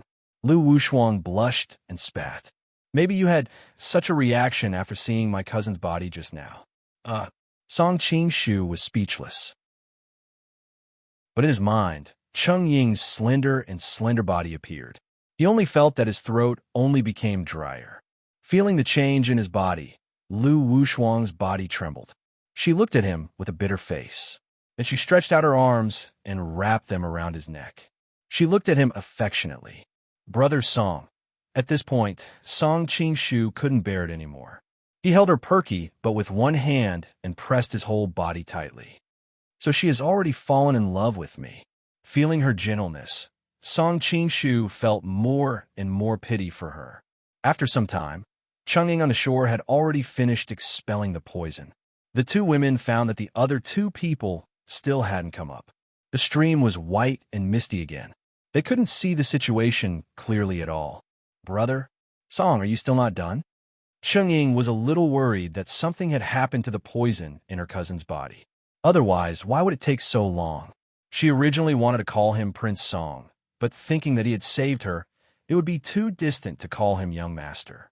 So she temporarily changed the way she addressed him. Almost done." Song Qingshu's voice came from the white mist. Huang Rong frowned and said with a strange expression, "You are not bullying Miss Lu, are you?" No. Before Song Qingshu could answer, Lu Wushuang's voice came from the white mist. "Brother Song did not bully me." Huang Rong frowned slightly. She felt that her voice sounded a little strange, as if she was deliberately restraining something. But she didn't think that way. After all, in her subconscious, the two of them shouldn't be so absurd. "Maybe it's because you were shy." Huang Rong couldn't help but laugh. After all, a girl woke up naked with a man. It was normal for her voice to be a little strange. At this time, Lu Wushuang's skin was still bright red.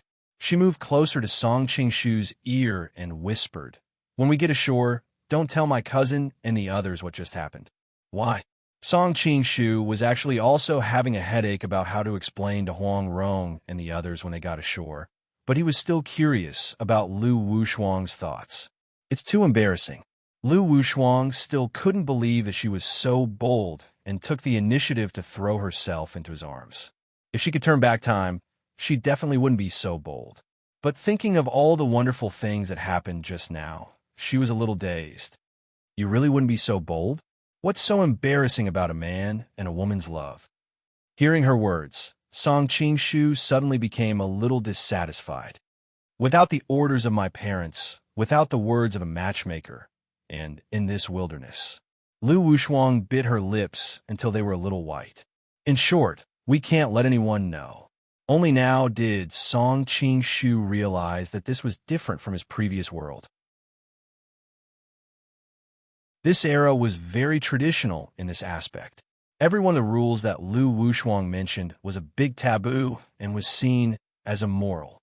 If a normal girl did such a thing, she would be criticized by the people around her. Even her parents might not be able to tolerate her, and in more serious cases, she might be dragged into a pig cage or drowned. Lu Wushuang might be a little better as a Jianghu woman, but the strong pressure of public opinion still made her very nervous. She didn't dare to take any risks. Understanding her concerns, Song Qingshu could only nod and say, "Okay then, but it's a little unfair for you." "It's not unfair, it's all my own choice." Lu Wushuang forced a smile. She was a little disappointed because he didn't express any intention of marrying her. But then she thought about it again. In the beginning, she didn't have any extravagant requests. With this one night of pleasure, there was nothing to regret in this life. "Then let's prepare to go up. Are you ready?" Song Qingshu asked worriedly. There shouldn't be a problem. Lu Wushuang calmed herself down and showed a trace of a shy smile. "I'll go up first. It's a little inappropriate to go up with you." Song Qingshu knew that what she said made sense. If he went up with her, the three women would probably not feel comfortable. Lu Wushuang washed off the traces on her body to make sure that no one would see anything. Then she slowly swam to the shore. "Cousin, I'm coming." Hearing her voice, Cheng Ying picked up her clothes and waited by the shore. "I'm over here." Lu Wushuang swam over. When she climbed out of the water, Cheng Ying quickly wrapped her body with the clothes. At the same time, she subconsciously glanced in the direction of the stream. Huang Rong smiled and said to Song Qingshu from afar, "Qingshu, I'll have to trouble you to wait a little longer. Let Miss Lu dry first." "Soon," Song Qingshu replied. "No problem." At first, she didn't feel in the water. But after taking a step on the shore, Lu Wushuang felt her legs go weak. She lost her balance and fell to the ground. Fortunately, Cheng Ying reacted quickly and held her up. "Cousin, what's wrong?" "No, nothing," Lu Wushuang said guiltily. Thinking of the scene in the water just now, she felt her cheeks burning. "Maybe I stayed in the water for too long, and I'm not used to it." In order to avoid being seen through by her cousin, Lu Wushuang hurriedly changed the topic. "Cousin, why did you leave me there alone?" Chapter 1450. Hearing her cousin's question, Cheng Ying blushed and felt guilty. She regretted telling Song Qingshu not to tell her that she was also poisoned. This situation was too embarrassing. "Your cultivation level is too low, so I asked Brother Song to help you," Cheng Ying said guiltily. But that situation was too shameful. Thinking of all the things that happened later, Lu Wushuang sighed sincerely. Huang Rong pursed her lips and smiled when she saw the two sisters grumbling at each other. All right. It was an emergency. Don't take it to heart." The two girls nodded slowly. Cheng Ying pulled Lu Wushuang's hand and suddenly asked, "Hey, Wushuang, why is your body so hot? Aren't you poisoned?" Lu Wushuang's heart jumped, and she quickly explained, "Maybe Brother Song transferred some pure yang energy into my body to help me get rid of the cold poison. However, he was embarrassed in his heart. The thing he injected into my body was so hot. To a certain extent, it could be said to be pure yang energy." Huang Rong looked at her strangely. She felt that there was something wrong with her expression. "Are you guys ready? I'm coming up." At this time, Song Qingshu's voice came from the stream. "Yes, you can come up." Cheng Ying and Lu Wushuang, one shy and the other guilty, didn't dare to make a sound. Huang Rong smiled helplessly. She could only respond. After getting permission, Song Qingshu quickly swam over and climbed ashore, dripping wet. "Come here and warm yourself. You've been soaking in the water for so long. Be careful not to let the cold enter your body. The two girls didn't say anything, so Huang Rong naturally started to take care of them. Cheng Ying looked at Huang Rong. She didn't know why, but she always felt that this senior apprentice sister cared a lot about Song Qing-shu. With my internal energy, I'm immune to heat and cold. Soaking for a while is nothing. If I soak for a while, I might like it even more. Then he secretly winked at Lu Wushuang. Lu Wushuang's face turned red. She lowered her head and didn't dare to look at his eyes. The women present were all shrewd, so Song Qing-shu didn't dare to be too obvious. He quickly said, "I'm going to take off my clothes. Do you want to leave?" Cheng Ying blushed. Huang Rong couldn't help but spit. "You're always so frivolous. Go take it off yourself." Seeing that he was dripping wet, they didn't refuse his request to take off his clothes and dry them, but the women couldn't help but turn their backs. Song Qing-shu chuckled and began to take off his clothes to dry on the rack. Although he could use his inner force to dry his clothes, it was not as comfortable as being baked by a natural flame. Thinking that there was a man taking off his clothes behind them, the girls felt a little uncomfortable. In order to resolve the awkwardness, Cheng Ying asked, "Senior sister, why did you appear in Mountain?" "Yes, Mrs. Guo. Why are you with Brother Song?" Lu Wushuang couldn't help but ask curiously. In fact, Cheng Ying also wanted to ask this question, but she was much more tactful. Only Lu Wushuang's character was more impetuous. She didn't think so much and asked what was on her mind. Huang Rong was clever. How could she not know what the two women were thinking? So she slowly told them what happened in Linen. She emphasized that because she couldn't appear in public, Gui Jing entrusted Song Qing-shu to escort her back to Peach Blossom Island. Hearing that it was Gui Jing who entrusted it, the two women no longer had any doubts. Instead, they angrily rebuked the emperor. How can this dog emperor be like this? Gui Daxiao works for the country and the people. Mrs. Guo has been working hard in Xianyang all these years, but in return, this is the result. Lu Wushuang was more straightforward and couldn't help but say angrily, "Cousin, be careful with your words." Cheng Ying hurriedly pulled her hand. "If your words spread outside, it is likely to bring disaster to the Lu family and may also expose Shiji's whereabouts." "It doesn't affect me much," Huang Rong smiled slightly. "But the Lu family is a large clan in Shanin. Many of the family members are officials in the court. If other people hear, it will indeed cause trouble for the Lu family." Lu Wushuang stuck out her tongue and said with some embarrassment, "I was wrong." At this time, Song Qing-shu's voice sounded, "Zhao Go is a damn emperor. It's okay to say it in private, as long as you don't tell outsiders." Seeing him speak up for her, Lu Wushuang's heart was as sweet as honey. Huang Rong said in exasperation, "You are the Qi Wang of the court. Aren't you afraid of losing your Wang title by saying such things?" They were born in this era and had a natural fear and respect for the imperial power. When she was a young girl, because of her father's influence, she didn't care much about the emperor. But after marrying Gui Jing, her jumpy personality gradually calmed down. The influence of etiquette was also subtly influenced by Gui Jing. Song Qing-shu was unconcerned. "My noble title was obtained through my exceptional martial arts, 1,000 miles of land, 100,000 elite soldiers under my command, and the meritorious deed of saving the princess." It was not Zhao Go's charity. From a future, he had always looked down on Zhao Go. One reason was because of Yu Fei, and the other was that he was too cowardly in front of the Jin Kingdom. Cheng Ying couldn't help but say, "Brother Song, you should be careful. Back then, General Yu's reputation was greater than yours. But in the end," Song Qing-shu replied coolly, "General Yu is impeccable in both his fighting and his character. But I'm not a gentleman like him. Also, the soldiers in my hands are not the soldiers of the Southern Song dynasty." Huang Rong and Cheng Ying's hearts froze. They could hear the other's unspoken words. It looked like there would be a great change in the future. "That's right. Why did you go to the Shin Gardens?" Song Qing-shu didn't want to talk too much about this and quickly changed the topic. Cheng Ying explained, "Because Wu Shuang and Miss Shun were both in Shanin City and were considered close friends.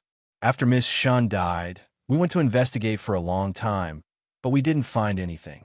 We decided to come back to the Shun family to see if we could find any new clues. Who knew that we would run into something like this? Lu Wushuang suddenly thought of something and quickly asked, "What happened to the Shun family?" They were subdued by the masked man when they reached the door and didn't see what happened inside. But they didn't need to think to know that something must have happened in the Shun Gardens. Song Qing-shu and Huang Rong looked at each other and could not help but sigh. The Shun family's people were all killed, and Shun Furen also committed suicide to die for love. What? Lu Wushuang's body swayed, and she almost fainted.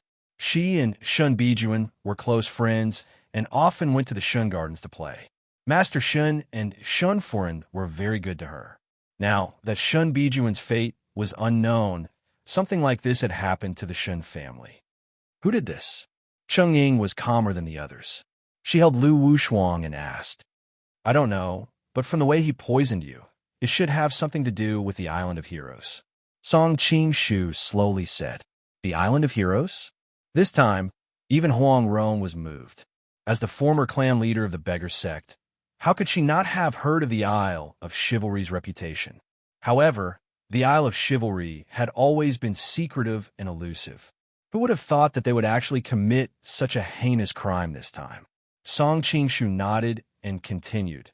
Based on their conversation earlier, they should have come for the Mandarin duck saber. Thus, he gave a rough account of what he had heard in Shingarden. The Mandarin duck saber was taken by Bijuan. Lu Wushuang wiped her tears and stomped her feet angrily. Song Qing-shu was moved and suddenly stood up. "Did you see it with your own eyes?" Because of his clothes, the three women had already turned around. Now that he suddenly stood up, the clothes couldn't completely cover his body. The three women cried out in alarm and turned around at the same time. Huang Rong blushed and shouted, "What the hell are you doing?" Song Qing-shu quickly sat back down and said with an embarrassed smile, "I was too excited. I'm sorry." The three women slowly calmed down. Lu Wushuang recalled, "Before Bijuan left, I went to see her off. I saw her sitting in the palanquin with a saber in her hand. I was curious and asked her why she was carrying a saber. She smiled and said it was a gift for the crown prince. She was going to be the crown prince's wife, and the saber sounded auspicious. I teased her and secretly begged her to let me see it. What does the saber look like?" Even Huang Rong was curious. Lu Wushuang used a branch to draw the shape of a saber on the ground. From afar, Song Qing-shu saw that the shape was similar to the deer-cutting saber he saw on TV. "Is there anything special about this saber?" This time, Song Qing-shu was more careful. He hid behind the clothes rack and only showed his head. Lu Wushuang thought about it and murmured, "It's cold. It should be a saber that can cut through iron like mud. As for the rest, I don't see anything special." There was no useful information, so Song Qing-shu couldn't help but feel disappointed. But then he thought about it. The Shin family had studied the Mandarin duck saber for so many years, but they still couldn't figure out its secret. It would be strange if Lu Wushuang could see anything with just a glance. After the torment of the night, the sky in the east began to brighten. Cheng Ying suddenly said, "This time, such a big thing happened in the Shun Garden. The whole Shanin city must be under martial law, and there may be a chain reaction in the nearby counties.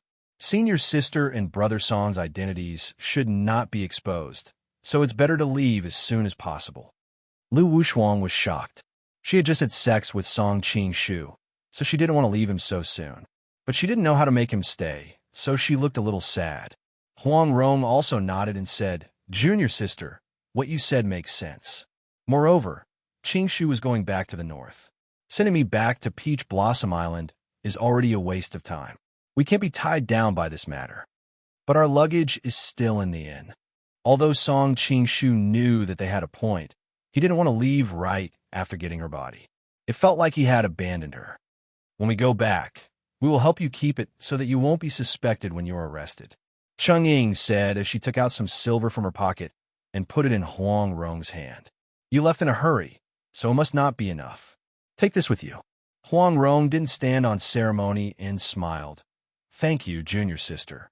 Seeing the two holding hands and talking, Song Qing-shu put on his clothes and waved to Lu Wushuang. Wu Shuang, come here and let me see how your leg is recovering. Chapter 1451. Song Qing-shu pretended to take her pulse, checked her feet, and deliberately said loudly, "Well, it's almost recovered." At the same time, he lowered his voice and said to her, "I'm really sorry that I have to leave so soon." Although Lu Wushuang was a little uncomfortable, she still resisted and said, "Business is more important. Anyway, I have always been here in Shanin." Song Qing-shu said gently, "I'll come back to see you after I send Huang Rong." Well, Lu Wushuang's little face turned red, and a warm feeling gradually rose in her cold heart. After Huang Rong and Cheng Ying finished talking, she turned around and found the two whispering there. She couldn't help but laugh. "What are you two whispering over there?" Lu Wushuang was shocked, as if she had been caught doing something bad. On the contrary, Song Qing-shu was much calmer. He replied calmly, "I'm passing a set of leg techniques to Wushang. I hope it will help her recover." In fact, the most suitable leg technique was the whirlwind leaf sweeping kick of Peach Blossom Island. It was specially designed by Huang Yaoshe to recover from leg injuries because he regretted breaking the legs of several disciples. Unfortunately, Song Qing-shu didn't know it. However, this was not difficult for him. He also knew a lot of leg techniques. Originally, wave-like subtle steps was very suitable for girls to practice, but wave-like subtle steps had high requirements for internal energy. If people with insufficient internal energy forcibly used wave-like subtle steps, it was easy to be possessed by the devil and hurt themselves. Lu Wushuang's internal energy cultivation was too low, so it was not suitable for her to practice wave-like subtle steps. So, in the end, he passed her the lightness skill of interchangeability. Both Ajio and Xia Qingqing knew this lightness skill. Since Song Qing-shu had been with them for a long time, he naturally knew it too. However, for him, the lightness skill of interchangeability was of little value. It was suitable for Lu Wushuang to pass it on. On the one hand, it would help her recover from her leg injury, and, on the other hand, it would give her a life-saving skill so that she wouldn't be able to escape from danger in the future. As a person of Jianghu, Lu Wushuang had also heard of the name of the lightness skill of interchangeability. Seeing that he was passing this divine skill to her, she couldn't help but feel moved. Huang Rong and Cheng Ying, who were standing to the side, saw that he was passing on his martial arts and tactfully stood a little further away. After all, this was the unspoken rule of Jianghu.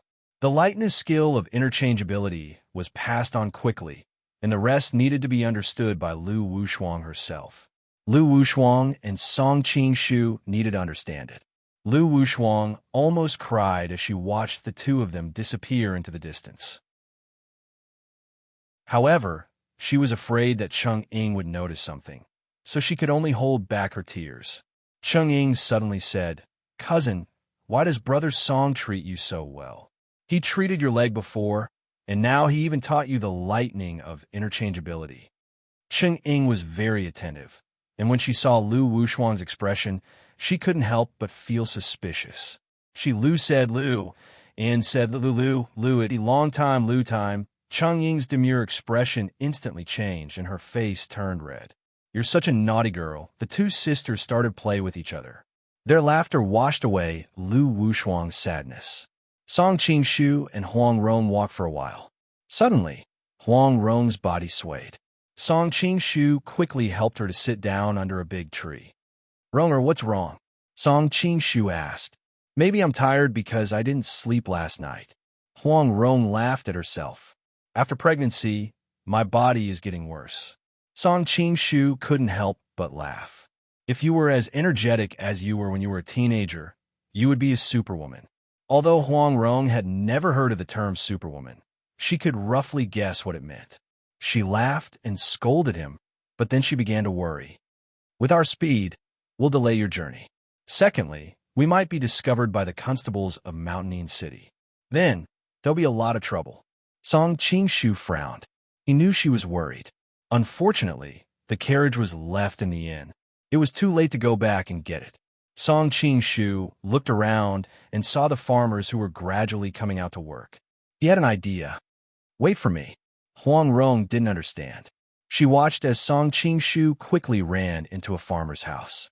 Just as she was puzzled, she saw him walking out with a cow. Behind the cow was a handcart covered with straw. I can't buy a horse in the countryside. I can only use a cow cart, Song Qingshu said with a grin. As if to cooperate with him, the cow even mooed twice. Huang Rong couldn't help but laugh. I can't believe you thought of that. Come on, do you want to try riding on the cow? Song Qingshu patted the cow's back and said with an evil smile. Bah, I don't want to ride the cow. Huang Rong spat and stood up from the tree with a red face. What's wrong with riding the cow? There's something magical about riding the cow. Song Qingshu grumbled. I rode the cow out of Hanga Pass in the past. Don't talk nonsense. Huang Rong rolled her eyes. She walked to the cow cart and looked at the cart filled with straw. Song Qingshu walked over. Let's make do with it. At least the straw is soft. I'm not that delicate. I was a beggar in the past. Huang Rong snorted. She tried to climb up the cow cart. However, it was inconvenient because of her big belly. She tried a few times, but couldn't climb up. Let me help you. Song Qingshu didn't wait for her response. He smiled and picked her up. By the time Huang Rong reacted, she was already in a pile of straw.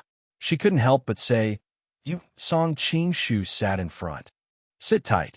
Let's ride the cow to Peach Blossom Island. The cow cart slowly started moving. Huang Rong touched her burning cheeks. In order to dispel the awkwardness in her heart, she changed the topic. Didn't the government forbid the private sale of cattle? How'd you buy the cow? There are policies and countermeasures. As long as there's enough money, those people will find a way to deal with it. Song Qingshu smiled. What's more, in this chaotic world, the government doesn't have much control over the local areas. I see. Huang Rong nodded thoughtfully. Suddenly, she said, You seem to be very good to Miss Lu. You treated her legs and gave her the peerless qigong. Do you like her? Song Qingshu's heart trembled. He knew that she was meticulous and had probably noticed something. However, he had already cultivated to the realm of remaining calm even if Mount Tai collapsed in front of him. He said naturally, If Ronger wants to learn, I can also teach you. Bah, who wants to learn your martial arts? Huang Rong's cheeks turned red. Sure enough, her attention was diverted. The two chatted for a while. Song Qingshu noticed that Huang Rong's eyes were half closed. He couldn't help but smile. Let's not talk anymore. You should take the time to sleep. Huang Rong didn't insist. She was too tired. After being pregnant, she was already sleepy. Moreover, she had been busy all night. She lay down on the pile of straw and slept. Song Qingshu took some straw and spread it on her body as a quilt. He drove the ox cart leisurely. The two drove the ox cart like this.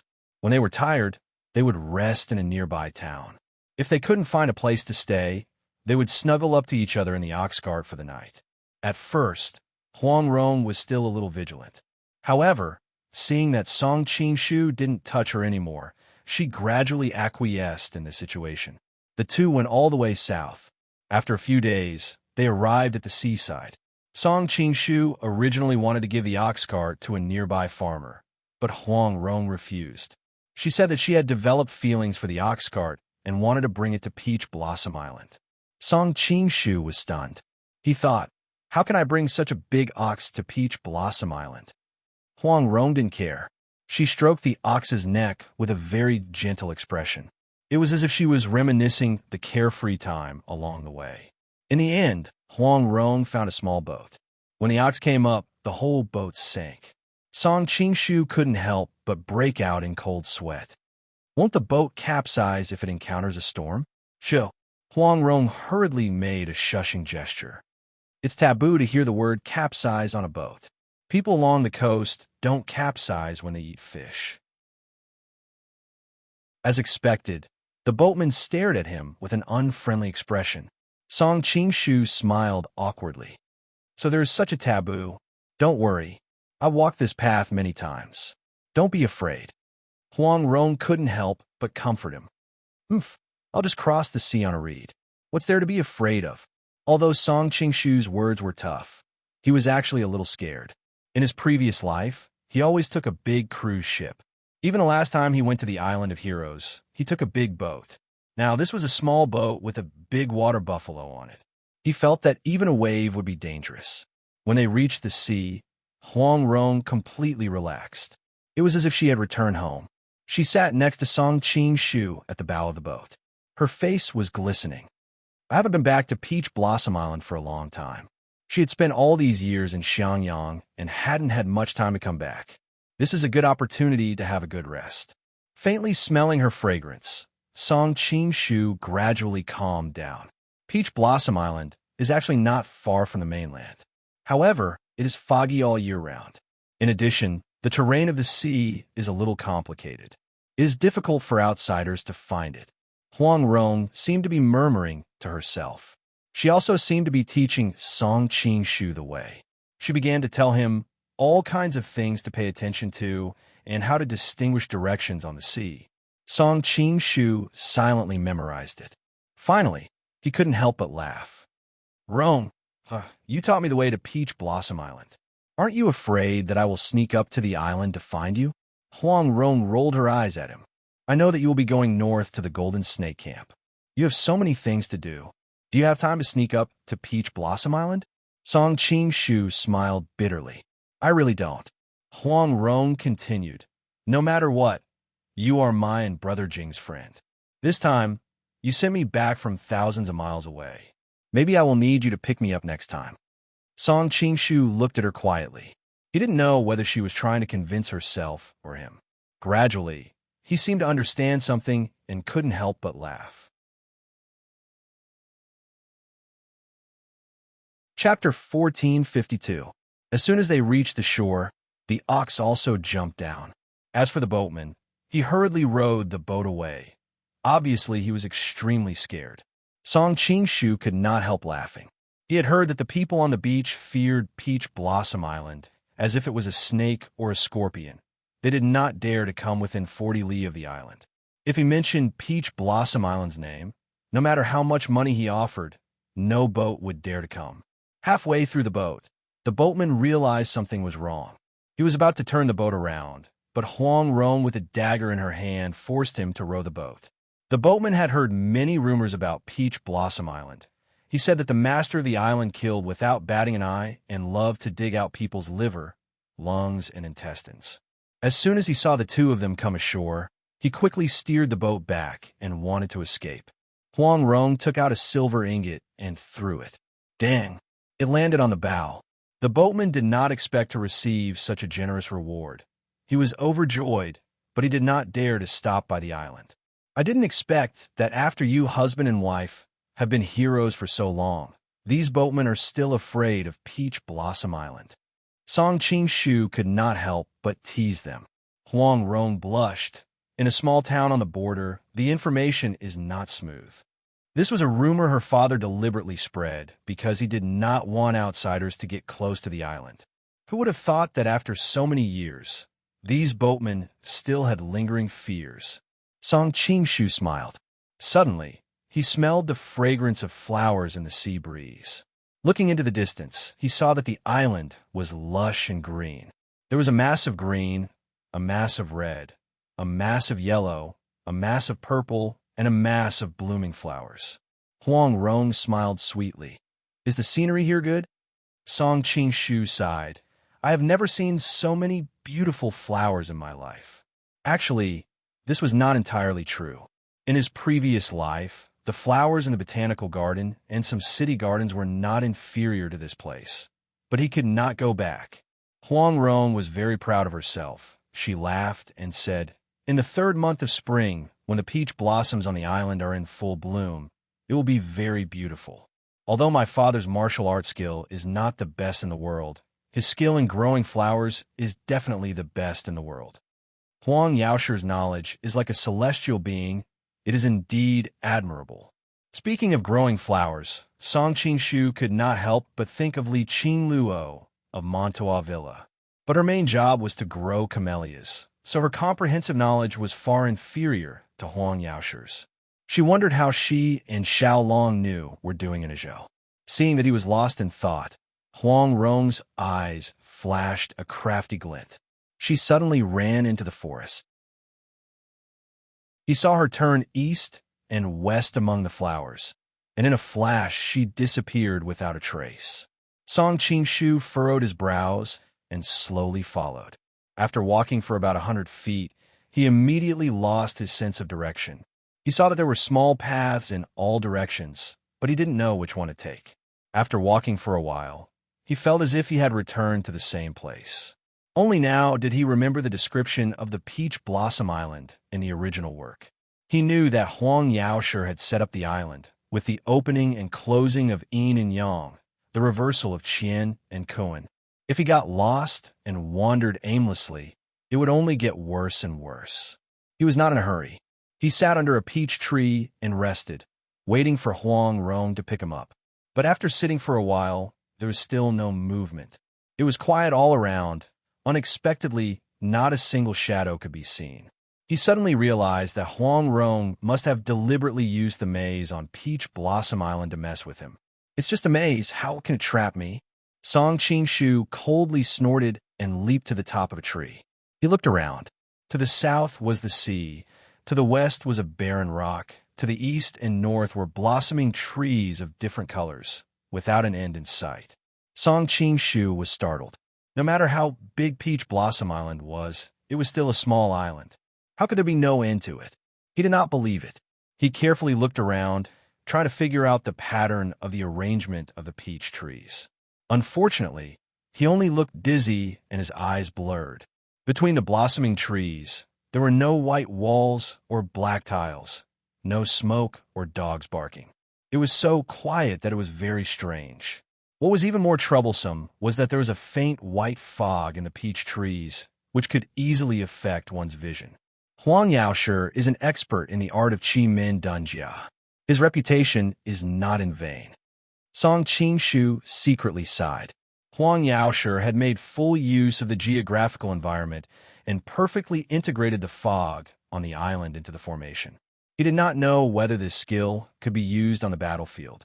If it could, it would be like the legendary 8 trigrams formation of Zhuge, which could block thousands of troops and horses. When Huang Rong returned home, she first arranged for the mute servant to go to the shore and bring back the cow. Then she secretly thought, I wonder how he is in the forest. But soon she snorted coldly, this bastard treated me like that. It's good to let him suffer a little. What did I do to you? Suddenly a mocking voice came from the air. Huang Rong looked up and flew down from the air. Soon she stood in front of him. She could not help but be surprised. How did you get out of the forest? The maze-like forest was her father's life's work. Not only could it trap ordinary people, but it could also trap masters.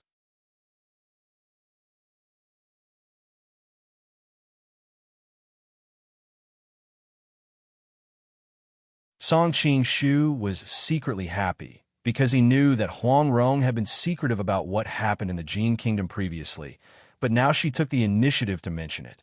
It seemed to be a good sign. Seeing that she was about to disappear into the woods, Song Qingshu was worried that he would get lost again, so he hurriedly followed. Huang Rong seemed to be satisfied after teasing him once and did not deliberately try to shake him off. Instead, she deliberately slowed down to wait for him. Soon, they arrived at the seaside. Huang Rong sat on a rock and looked at the blue sea in the distance. She could not help but murmur, I haven't looked at the sea so quietly for many years. Song Qingshu looked at her tired expression and could not help but feel pity for her. All these years, she and Guijing had guarded Xiangyang together and won the respect of the Han people. Everyone called her Lady Huang or Madame Gua, but behind this respect was the fact that she had spent the most precious years of her life as a woman. Which woman in the world didn't want to spend the rest of her life in front of flowers and under the moonlight? Which woman in the world didn't want to go sightseeing and live a carefree and happy life? Take advantage of this time to stay on Peach Blossom Island for a while and go back to the Central Plains after you give birth, Song Qingshu said with concern. Yes. After the previous few incidents, Huang Rong was indeed a little afraid and was ready to rest on Peach Blossom Island. Seeing that she was so focused on the sea, Song Qingshu considerately stopped talking and sat beside her, quietly watching the sea with her. They sat like this for a long time, and the sea breeze gradually became stronger. Huang Rong tightened her clothes and said, "Let's go back." Song Qingshu nodded. "Okay." He was the first to stand up, and then he stretched out his hand in front of her. Huang Rong was startled, and after a moment of hesitation, she finally put her hand in his and let him pull her up. "Is this how you usually lie to girls?" After standing up, Huang Rong blushed and withdrew her hand without a trace. Song Qingshu smiled bitterly. "In my hometown, this is a kind of etiquette, a man showing his gentlemanly attitude to a woman. It seems that the men in your hometown are all good at lying to women." Huang Rong spat, and suddenly realized, how can there be such a custom in Xiangyang? Mount Wudong was in Hubei, not far from Xiangyang.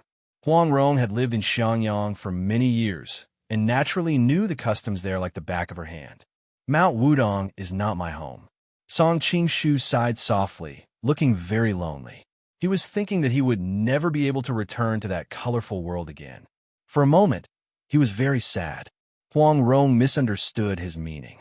She thought that he was still brooding over being expelled by Mount Wudong. For a moment, she did not know how to comfort him.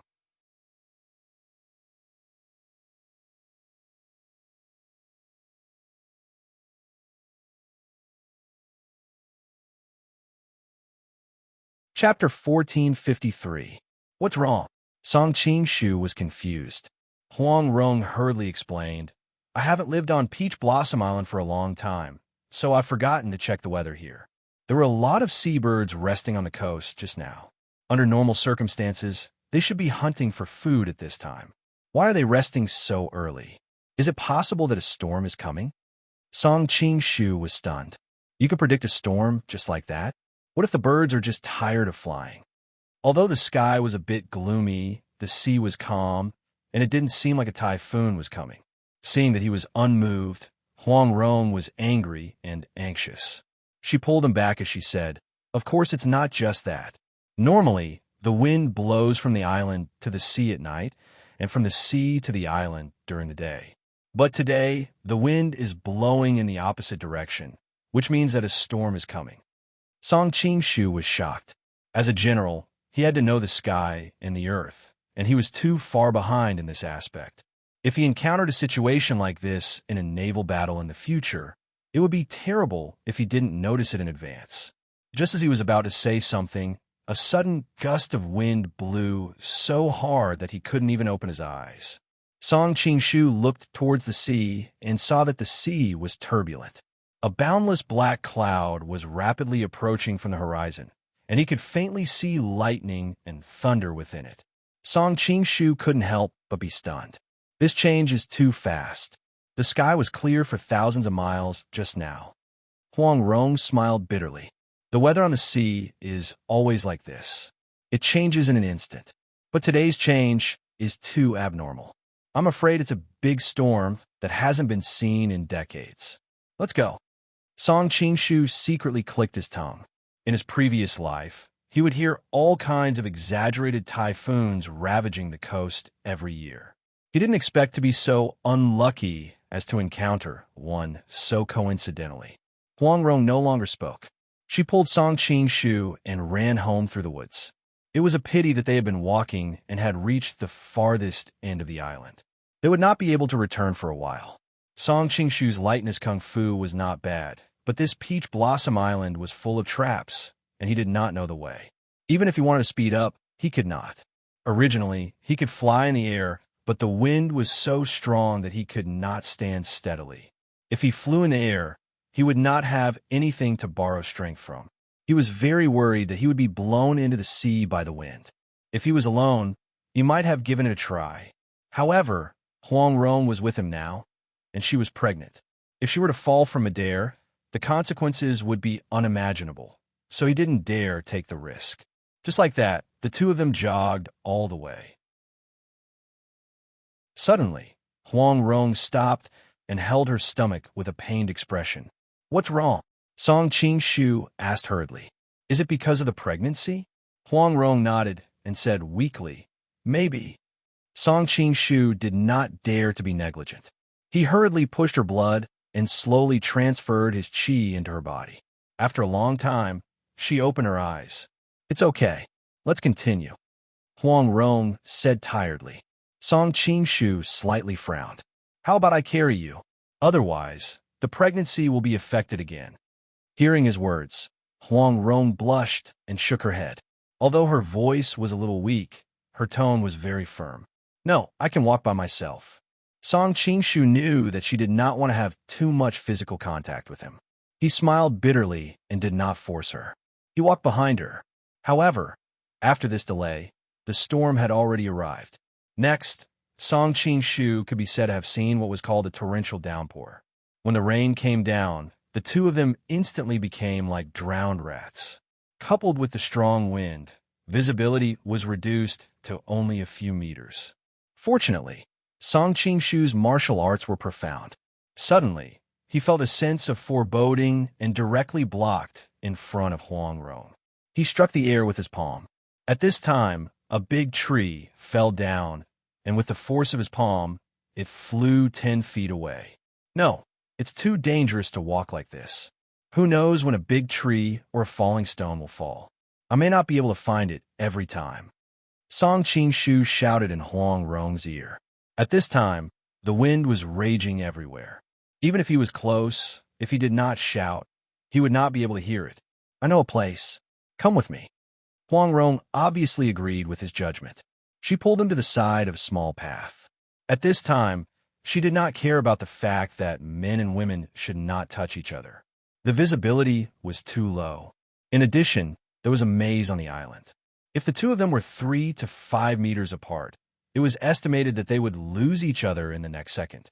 Song Qingshu protected her, using his body to block most of the wind for her. From time to time, he would brush away some broken branches, sand, and stones in the air. Quickly go in.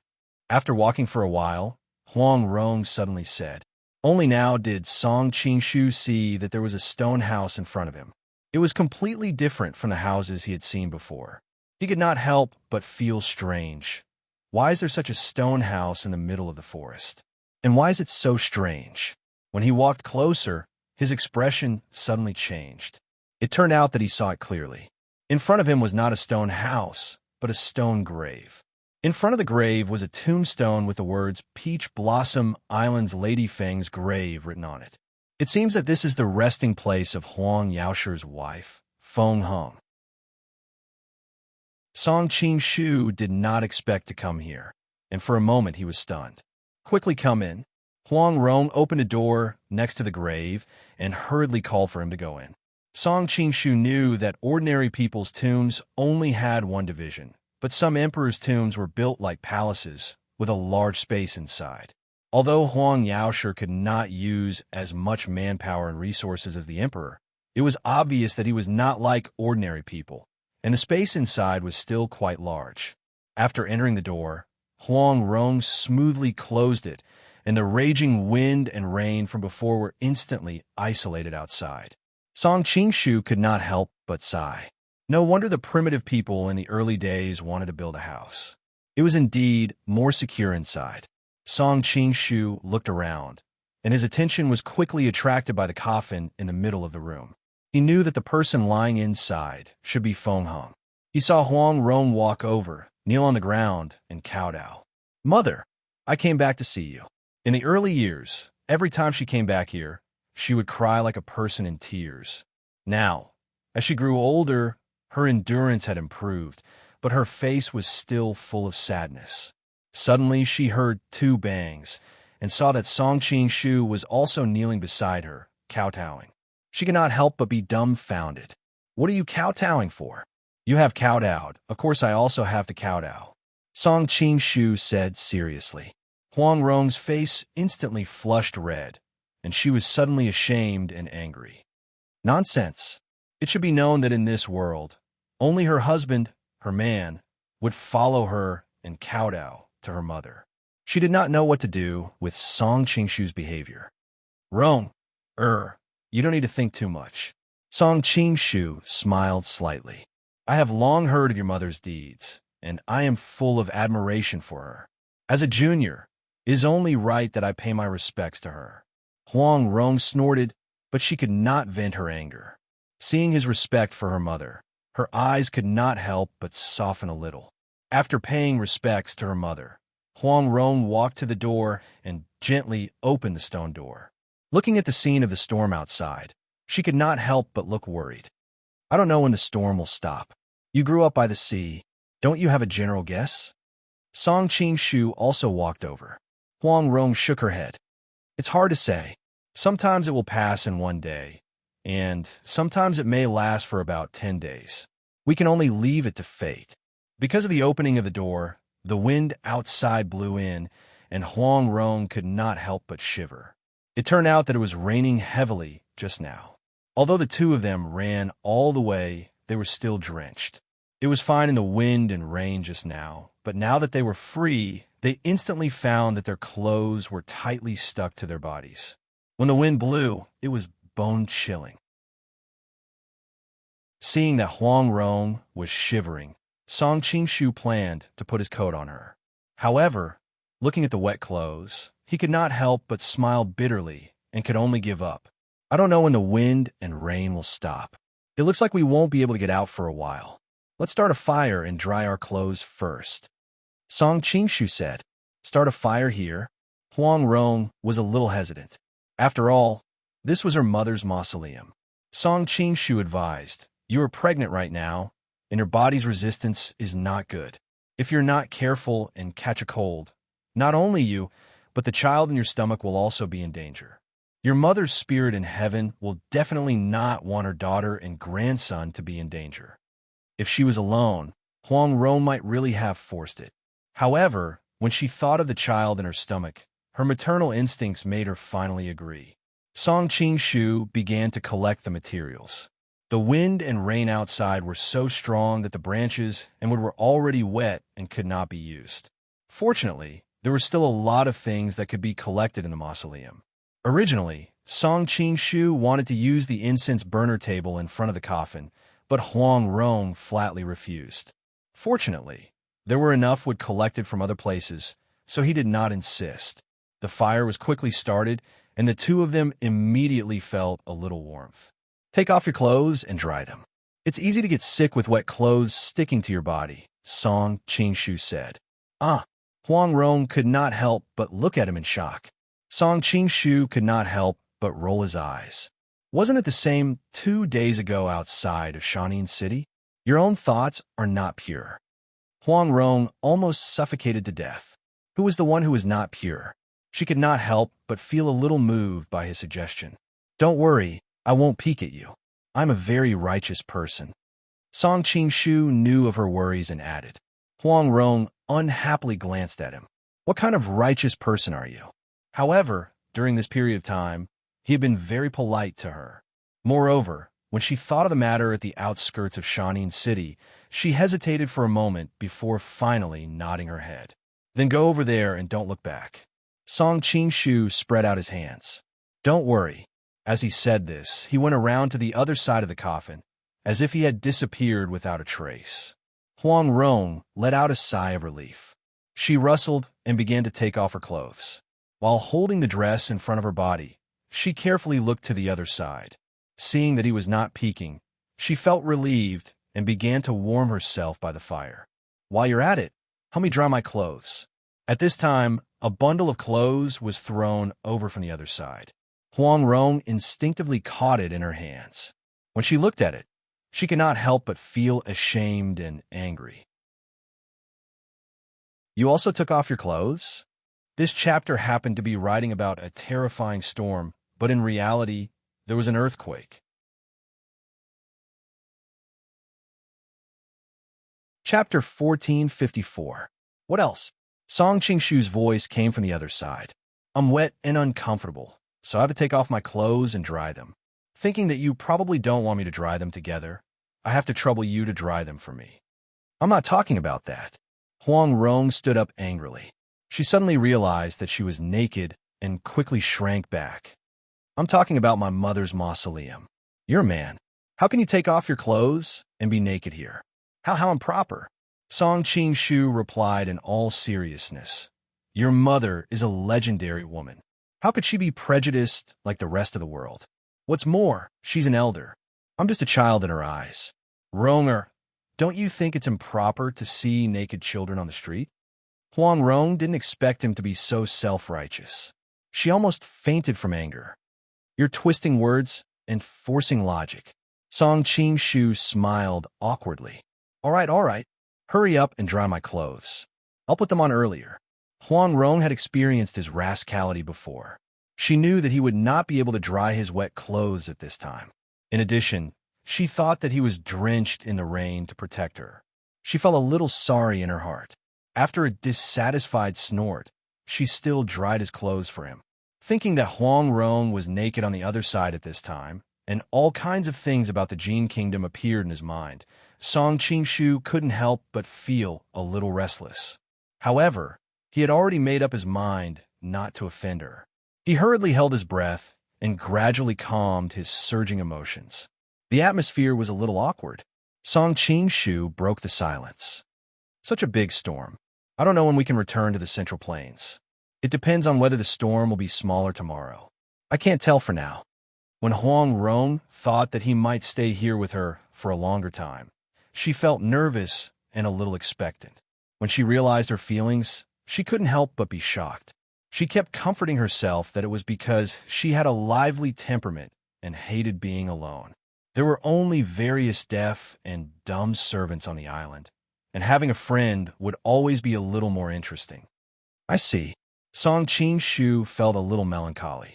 It had taken him a lot of time to send Huang Rong to Peach Blossom Island. Now the Southern Song dynasty was about to launch a northern expedition, and the Jin Kingdom was waiting for him to go back and organize the overall situation. It would be troublesome if they were delayed here by the storm. Hearing the disappointment in his voice, Huang Rong suddenly got angry. Don't you think Peach Blossom Island is beautiful? Of course it's beautiful. Unfortunately, the storm came before we could enjoy it, Song Qing-shu replied. At this moment, Huang Rong also realized that there was something wrong with her emotions. Secretly shocked, she shut her mouth and no longer spoke. Only the crackling sound of firewood could be heard in the chamber. Song Qing-shu was not used to this kind of strange silence. He couldn't help but say, by the way, the mazes and traps on Peach Blossom Island should be your means of self-protection. You told me all of them. Didn't you guard against me at all? Huang Rong's heart skipped a beat. Just now, when she told him about the various traps, she was more proud and showed off. She really didn't think of guarding against him, but she didn't want to admit it. With your ability to walk in the air, even if I didn't tell you, these mazes and traps wouldn't have been able to stop you. Besides, you are a friend of my husband and wife, and you've saved us several times. It's not a big deal to tell you these things. Really? Hearing that she deliberately mentioned the word husband and wife, Song Qing-shu knew that she was secretly warning him. He couldn't help feeling a little lost. At this time, the faint sound of a flute was heard in the air. Song Qing-shu was startled. He thought he had heard wrong. After all, there was a storm outside. How could there be a flute sound? But it didn't take long for him to confirm that it was indeed the sound of a flute. Although there was a storm outside, the quality of the sound was not affected at all. It was very clear to their ears. Oh no, my father is back, Huang Rong whispered. Song Qing-shu looked surprised. Old Heretic Huang is really old Heretic Huang. He actually played the flute in the storm. I can't catch up with his musical ability. You still have the mood to talk about music at this time? Hurry up and put on your clothes. Huang Rong suddenly became anxious. She knew that Huang Yaosher had always disliked her brother Jing. Ever since she and her brother Jing got married, he moved away from Peach Blossom Island and traveled around the world. He hadn't returned to the island for more than 10 years. She didn't know why he suddenly came back this time, and also at such an embarrassing time. She was now naked in the same room with a man. What would happen if her father ran into her? Even if she did it with her husband, her father would probably be furious. With his temper, he would definitely not tolerate another man appearing naked in his wife's mausoleum. Huang Yaosher had an eccentric personality. Once he found out what was happening inside, he would definitely be furious and kill Song Qing-shu. However, Song Qing-shu's martial arts were extremely high. If they really fought to the death, her father would probably lose. But her father was so arrogant that he would rather die than admit defeat. If that really happened, it would be too late for regrets. At this moment, Huang Rong's mind flashed with all kinds of possibilities. No matter which one it was, she could not accept it. At this time, the sound of the flute was getting closer. It was obvious that Huang Yaoshe was near the mausoleum. Huang Rong didn't dare to hesitate. She directly pulled Song Qingshu and hid in the dark. Don't make a sound. Don't let him find you. Huang Rong's heart was in her throat. Song Qingshu was dumbfounded. He felt a warm and fragrant body next to him. For a moment, he was speechless. Only then did Huang Rong realize that she didn't have time to put on her clothes. At this moment, her body was completely exposed in front of him. She almost fainted. It was said that a pregnant woman would be stupid for 3 years. She would never have made this kind of mistake in the past. Of course, there was another reason. After all, the two of them had already had the most intimate relationship during that time in the Jin Kingdom. So, although she kept a distance from him rationally, she subconsciously didn't think that it was a big deal to let him see her body again. Hurry up and put out the fire. Huang Rong was about to cry. She didn't have time to say anything else, because she knew that after her father mourned outside, he would definitely come in to see her mother. So, she hurriedly pushed the dumbfounded man beside her. Song Qingshu swallowed his saliva. However, he also understood that this was a matter of life and death. He waved his hand and directly put out the firewood. Then, he took some stones and soil and piled them on top of the ashes. Not long after doing all this, the door of the tomb opened and Huang Yaoshe walked in. Song Qingshu and Huang Rong shrank back at the same time. They didn't even dare to move, for fear that he would hear them. I'm back to see you again. Huang Yaoshe's voice was full of loneliness. He was narrating his endless yearning and the helplessness of being separated by yin and yang. Song Qingshu, who was hiding in the dark, secretly sighed. Huang Yaoshe was really a person who cared about his feelings. He couldn't help but feel that he was a close friend. Huang Rong glared at him, indicating that he should cover his ears and not listen. After all, this was her father telling her mother about his yearning. It was not good for an outsider to hear it. Song Qingshu, however, looked at her with a smile that was not a smile. Her smooth and round shoulders, her voluptuous figure, especially her exquisite snow-white skin, seemed to glow faintly in the darkness. Only then did Huang Rong realize her situation. She subconsciously crossed her arms in front of her chest. Her face instantly turned red. Don't look. She had cultivated the 9-yin manual to the primary level, so she naturally had the ability to transmit her voice. Song Qingshu smiled. This time, I didn't take advantage of you. You took the initiative to pull me here. In fact, it was you who took advantage of me. You bastard. Huang Rong's pretty face turned red. However, her line of sight accidentally fell on his body. She was so shy that she instantly turned her face away. Why don't you put on your clothes first? Song Qingshu tentatively suggested. No, Huang Rong instinctively replied. However, she instantly realized the ambiguity in her words. She hurriedly explained, My father's martial arts are very high. I'm afraid even the slightest movement can't escape his ears. Song Qingshu roughly guessed Huang Rong's thoughts at the moment. He smiled slightly and didn't say anything. Instead, he quietly enjoyed the scenery in front of him. He had tried his best to remind her, but now that a peach blossom had come to his door, he didn't need to pretend to be a saint. At this moment, Huang Rong was simply inconsolable. She thought that if her father saw this scene, she would simply not want to live. She incessantly prayed in her heart that her father would quickly leave after paying his respects to her mother so that she could put on her clothes. Unfortunately, Huang Yaoshe didn't hear her voice. He stood in front of the coffin and poured out his thoughts. These years, I haven't been on Peach Blossom Island. Speaking of which, it's your daughter's fault for finding such a stupid son-in-law. Every time I see that stupid boy, I get annoyed and have to move out. Out of sight, out of mind. In the dark, Song Qingshu had a strange expression on his face. It was as if he was trying to stifle his laughter. Huang Rong was also embarrassed. She knew that her father didn't like Guijing very much, but she really didn't know what to do in this situation. Huang Yaoshe sighed. You're so smart. I am so smart. And your daughter is also smart. But why does she like this stupid boy? Could it be that this is the punishment that the heavens have for our family? Song Qingshu couldn't help but secretly laugh when he heard that his father was doubting his life. However, Huang Yaoshe's worries were not without reason. It must be known that Sima Yi and his sons were all extremely smart and intelligent, but their descendants' intelligence was very worrying. They were either average or mentally retarded. Some people joked that the three of them had used up the intelligence of the Sima family. Huang Yaoshe must be thinking the same thing at this moment. At this moment, Huang Rong wished that there was a hole in the ground to hide in. She really wanted to jump out and stop her father from continuing, but she also knew that it was impossible. Fortunately, Huang Yaoshe changed the topic and began to praise Guijing again. Although that boy is stupid, he is loyal and upright. Now he has become a hero respected by the people. If you can see it from heaven, you should be happy to have such a son-in-law.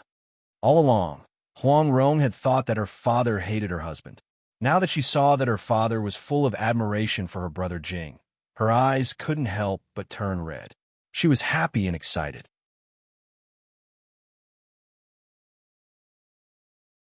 Chapter 1455. Hearing Huang Yaoshe's words, Song Qingshu gave Huang Rong a strange look and winked at her. Huang Rong was so embarrassed that she wanted to find a hole to hide in.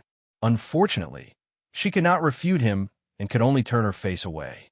Song Qingshu secretly sighed. Huang Yaoshe's reason was that he admired his son-in-law's love for the country and its people, but as a father, he still felt sorry for his daughter. Not caring about the family was probably Guijing's only flaw. After all, in the original The Return of the Condor Heroes, Huang Rong was in danger many times. When she needed her husband's protection the most, he was busy with Xiangyang's business and was not by her side. If it was not for the main character's halo and Yang was help, Huang Rong's fate would have been very miserable. This was also a point that many fans of Huang Rong, in the forums in the future, were complaining about. After talking about his daughter and son-in-law, Huang Yaoshe began to reminisce about the past with his wife. In the end, he sighed and took out his jade flute to play, expressing his longing for her. Song Qingshu secretly sighed. Although he was not an expert in music, he could hear that this song was extraordinary. After a while, the tune of the flute changed. It was like a smile, like a low voice, soft and gentle. Song Qingshu's heart skipped a beat. He was stunned and thought, this tune is a bit strange. Why is it so pleasant to the ears? He had heard all kinds of classical and pop music in his previous world. To tell the truth, it was hard for the songs in this world to make him feel amazed. But this song was an exception. He heard the flute's sound becoming more and more hurried, as if urging him to dance. Song Qingshu listened for a while longer. He felt his face and ears turn red and his veins open. He could not help but be shocked. He sat on the ground and circulated his internal energy. In the beginning, he only felt his heart wavering. Several times he wanted to jump up and dance, but after a while his mind gradually calmed down. Afterwards, his mind and spirit came together. His mind became clear without a speck of dust. No matter how much his flute played, to his ears, it was like the waves in the sea or the wind in the treetops. Song Qingshu slowly opened his eyes. In his heart, he had already understood that the flute must have been the famous melody of the rising tide. In fact, at his level, it could be said that he was impervious to all external evils, but the melody of the rising tide was very special. It aroused one's deepest desires. In the past, Zhou Badong, who was far more powerful than Guijing, was unable to withstand the melody of the rising tide. Guijing, on the other hand, was able to withstand it because Zhou Badong had experienced intercourse between a man and a woman. Compared to Zhou Badong, Song Qingshu was more passionate about the matters between men and women. If he was careless and aroused, it might get out of hand. Fortunately, Song Qingshu's internal energy was more profound than Huang Yaoshe's. Just now, When his emotions were aroused, he was able to calm his body. While he was pondering, he suddenly heard a sound of heavy breathing. He turned his head and saw Huang Rong's cheeks were red and her eyes looked as if they were about to burst into tears. Her whole body felt as if her bones had melted. She was half leaning, half lying on his chest. At this time, the flute sound was moving and lingering. It sounded like a woman sighing, moaning, and then softly moaning.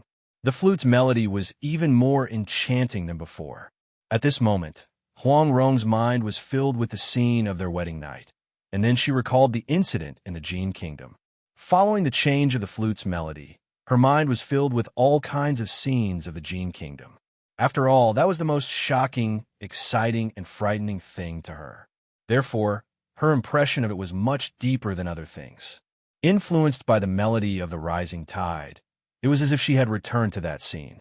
Huang Rong's white skin had unknowingly been dyed with a layer of captivating red. Even though she was not wearing any clothes, she was still sweating and her eyes were blurred.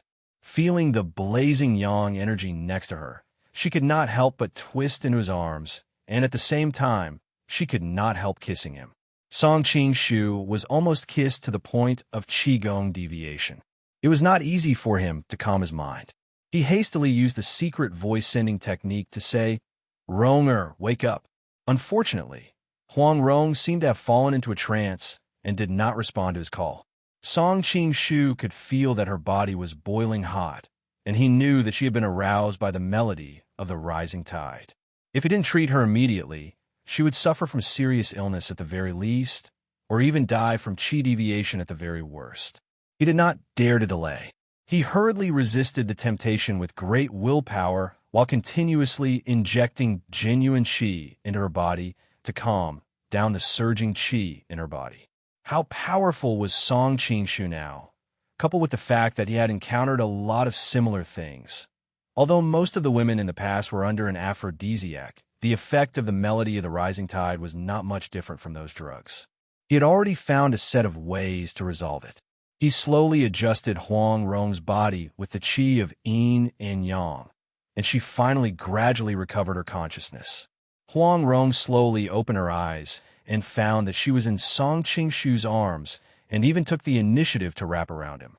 Their skin contact was not at all hindered, and she almost screamed out of fear. However, she still had some memories of what had happened just now. She knew that it was not Song Qing-shu who was plotting against her, but she took the initiative to throw herself into his arms. When she realized this, she almost fainted and wished that she would not wake up. At this time, she did not know how to face this man. Subconsciously, she wanted to stay away from him, but it seemed that she had exhausted all her strength. At this moment, her whole body was weak and weak. Just as she propped herself up, she fell into Song Qing-shu's arms again. At this moment, suddenly, Huang Yaoshi shouted, "Which scoundrel are you? Come out." At the beginning, he missed his wife so much that he did not notice that there was someone in the tomb. However, when he played the melody of the rising tide and recalled the past of him and his wife, the sound of the flute accidentally aroused Huang Rong's passion. Naturally, her heavy breathing could not be hidden from Huang Yaoshi's eyes and ears. When he realized that there was someone in the tomb, Huang Yaoshi was furious. However, because he was holding a memorial ceremony for his wife, he did not want to stop the song. He planned to settle the score with the person after the song was over. However, he did not intend to let the person have an easy time. Later on, he deliberately increased his internal energy and tried to use the melody of the rising tide to disturb the person's mind. After all, intruding into his wife's tomb and disturbing her rest had already touched his reverse scale. Even if he did not lose his mind, he would still have to gouge out his eyes, cut off his tongue, and break his limbs to appease the hatred in his heart. Huang Yaoshi did not suspect that the person was Huang Rong. After all, Huang Rong and Guijing were inseparable, and she had not returned to Peach Blossom Island for many years. Moreover, if it was really Huang Rong, she would have come out when he first came in. She would not hide like this. Therefore, he did not show any mercy. But what Huang Yaoshi did not expect was that the person who was clearly unable to hold on for a while suddenly calmed down. Even when Huang Yaoshe used his internal energy again, it did not affect the person in the slightest. At the same time, the anger in his heart grew stronger and stronger. After the song ended, he could not help but attack the person in the dark. Hearing the sound of something breaking through the air, Song Qingshu knew that he was in trouble. He knew that Huang Yaoshe had discovered him, so he did not hide anymore. He directly grabbed the clothes on the side and wrapped them around Huang Rong's body. At the same time, he pulled his own clothes and wrapped them around his waist. At this time, Huang Yaoshe had already struck out with his palm. Song Qingshu had no choice but to raise his palm to meet the attack. With a loud bang, the entire tomb seemed to shake. Why is there another person? At this moment, Huang Yaoshe's eyes had already caught a glimpse of the figure of another person, but he did not see Huang Rong's appearance clearly. Even so, he was extremely shocked. He clearly felt that there was only one person, but why was there another person out of nowhere? Was this person proficient in the art of hiding their breath, or was their internal energy higher than his? Song Qingshu hurriedly took advantage of this opportunity to explain, Island Master Huang, in fact, all of this is a misunderstanding.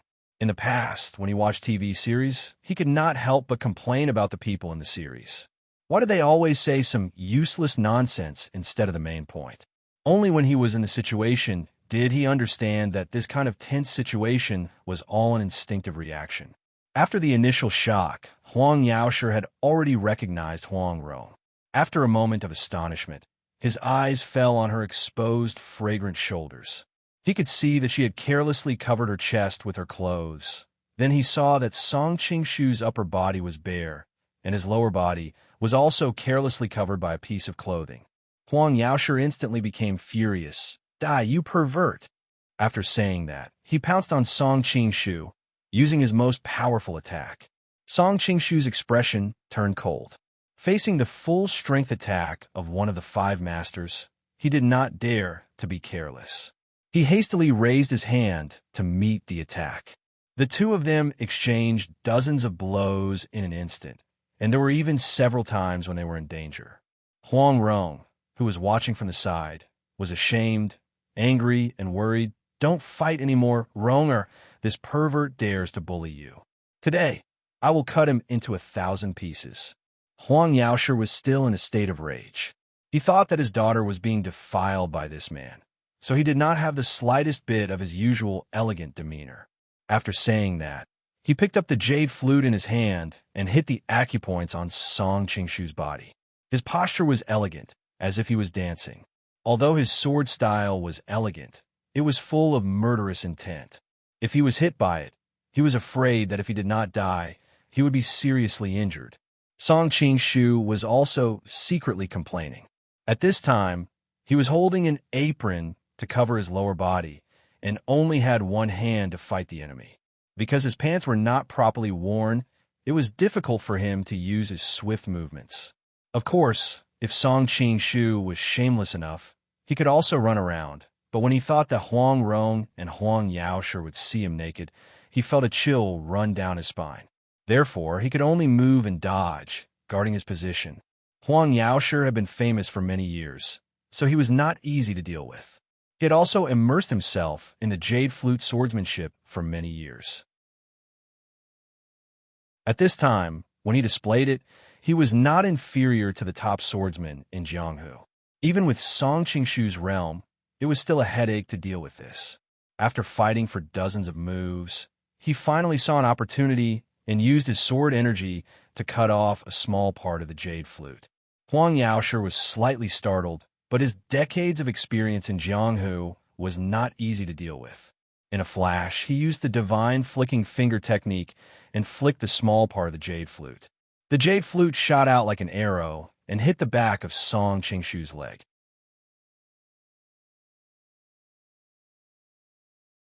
Chapter 1456. Don't! Huang Rong cried out when she saw this shocking scene. In fact, she was also very conflicted. When they were in the Jin Kingdom, she wanted nothing more than to kill Song Qingshu, but now, she didn't want to see anything happen to him. Even though he heard his daughter's cry, Huang Yaoshe did not show any mercy and sent out a palm strike. Song Qingshu did not panic. He slowly raised his hand and used the 9E manual's flying silk to deflect Huang Yaoshe's palm strike to the side. Huang Yaoshe's full-strength attack fell on empty air. He felt the blood in his body churning and his breathing stagnating. Although it was only for a short moment, it was enough for Song Qingshu. Song Qingshu took advantage of the situation to counterattack. He used his solitary yang finger to poke Huang Yaoshe's body. But just as he was about to poke Huang Yaoshe's acupoint, he suddenly realized that Huang Yaoshe was a proud man. He had already gone too far with Huang Rong. If he poked Huang Yaoshe's acupoint as well, wouldn't he be offending him? Because of this hesitation, Huang Yaoshe reacted. He used his divine flicking finger and hit Huang Yaoshe's solitary yang finger. Father Qingshu stopped. Huang Rong hastily put on her clothes behind the coffin. She quickly spread her arms and stood between the two. Seeing his daughter blocking his way, Huang Yaoshe frowned. He clasped his hands behind his back and did not continue his attack. In fact, he was also shocked. The person in front of him could only use one hand, and his lower body could not move. How could he be evenly matched with him? One had to know that Zhou Badong could be said to be the number one of the 5 greats after learning the 9E manual. Even though he was fighting Huang Yaoshe with only one hand, he was still heavily injured and vomiting blood. Now, seeing this young man in front of him fight evenly with him with only one hand, how could Huang Yaoshe not be shocked? Island Master Huang, you misunderstand. We were just taking shelter from the rain. The storm outside was too strong, and we were soaked. We had to take off our clothes to dry ourselves. Song Qingshu took this opportunity to explain. Huang Yaoshe's face was full of anger. A man and a woman alone in a room. What a scandal. Song Qingshu smiled bitterly. We have always been respectful and did not offend Rong, your daughter. He was secretly glad that he had changed the way he addressed Huang Yaoshe. If he had called her Rong, he was afraid that Huang Yaoshe would have exploded again. After all, Rong was too intimate. Huang Yaoshe did not even look at him. He turned to Huang Rong and asked, Rong, is what he said true? Huang Rong blushed and nodded awkwardly. Nothing happened between us. Huang Yaoshe's expression softened a little. He looked at Song Qingshu from head to toe and said, Who are you? Based on your martial arts, you must not be a nameless person. Song Qingshu tugged at the clothes around his waist as he bowed awkwardly. Junior Song Qingshu greets Island Master Huang. So you're the Golden Snake King who has been in the limelight for the past 2 years, Huang Yaoshe coldly snorted. You don't need to call me Junior. With your martial arts, I don't dare to treat you as a junior. At the same time, he was suddenly enlightened. No wonder this person's martial arts were so high at such a young age. It was him. Quickly put on your clothes. What a scandal. Huang Yaoshe did not know why, but he felt that he was not pleasing to the eye. Song Qingshu smiled awkwardly and hurriedly pulled up his clothes and pants to hide behind the coffin. Then, he started to put them on. Huang Yaoshe pulled his daughter to the side. Rong, why did you return to Peach Blossom Island? Why are you alone? Where's Guo Jing? Huang Rong told him about what happened in Linen. Huang Yaoshe coldly snorted again and again. Zhao Go, that incapable ruler, is really hopeless. But he knew that his daughter was a scheming person. He comforted her. Rong, this is a blessing in disguise. What was Yu Fei's position in the army? Wasn't he wrongly killed by Zhao Go? Although Jing did not obtain military power in Sichuan, it was not necessarily a bad thing. Island Master Huang is right. Song Qingshu had already put on his clothes and came out. Huang Yaoshe's face sank. He turned his head away and ignored him. Are you okay? Huang Rong could not help but ask. After all, she had never seen her father so angry.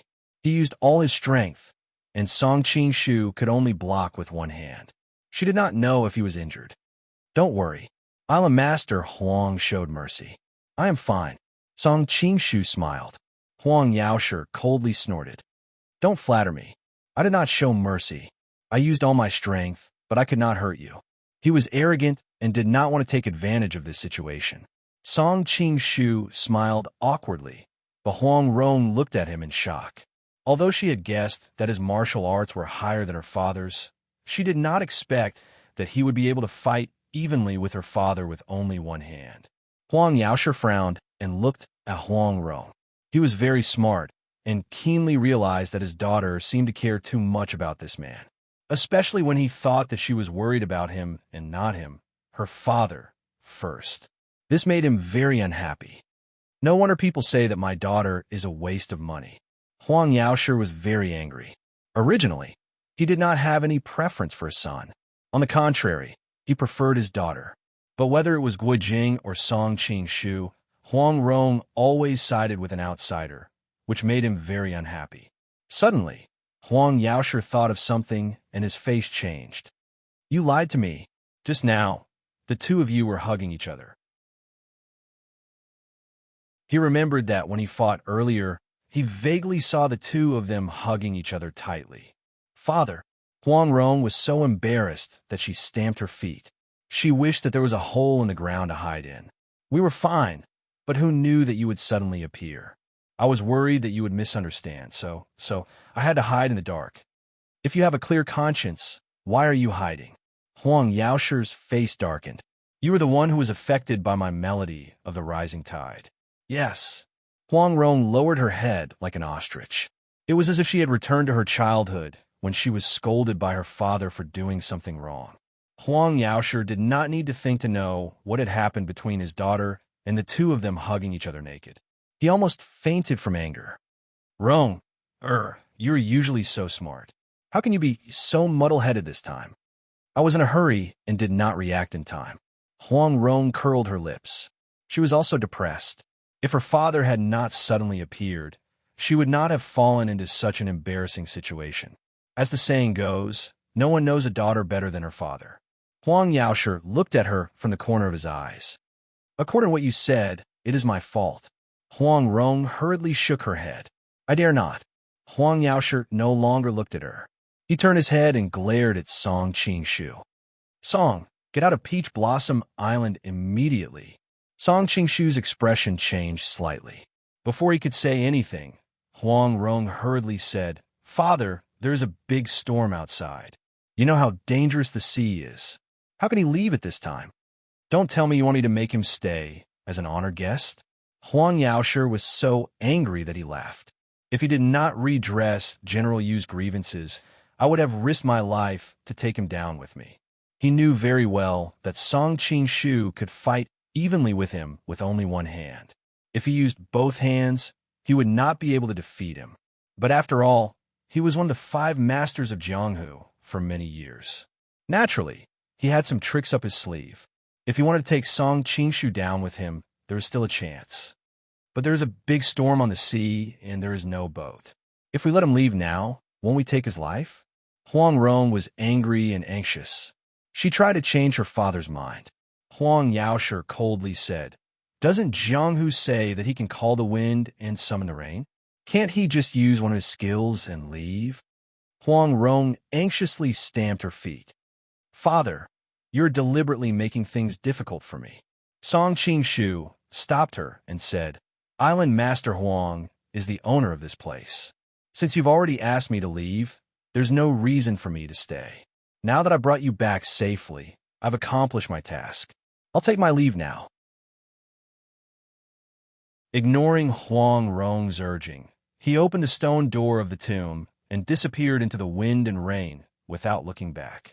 Huang Rong ran to the door and watched his back disappear. She turned her head and stared at her father. Father! Huang Yaoshi glared at her. The older you get, the more outrageous you become. At that time, you insisted on marrying Guo Jing. No matter how you looked at it, it could be said that you were in love with him. But who would have thought that you would become bolder and bolder? Now you actually did something like this. Huang Rong felt a little guilty. What did I do? She asked. Huang Yaoshi coldly laughed. Your father is not that stupid, Guo Jing. You can fool others with your lies, but you can't fool your father. Nothing happened between us, Huang Rong said anxiously. Huang Yaoshi looked at her deeply. I know your temperament the best. If you did not have an intimate relationship, you would not have taken off your clothes in front of a stranger, even if you really wanted to dry your clothes.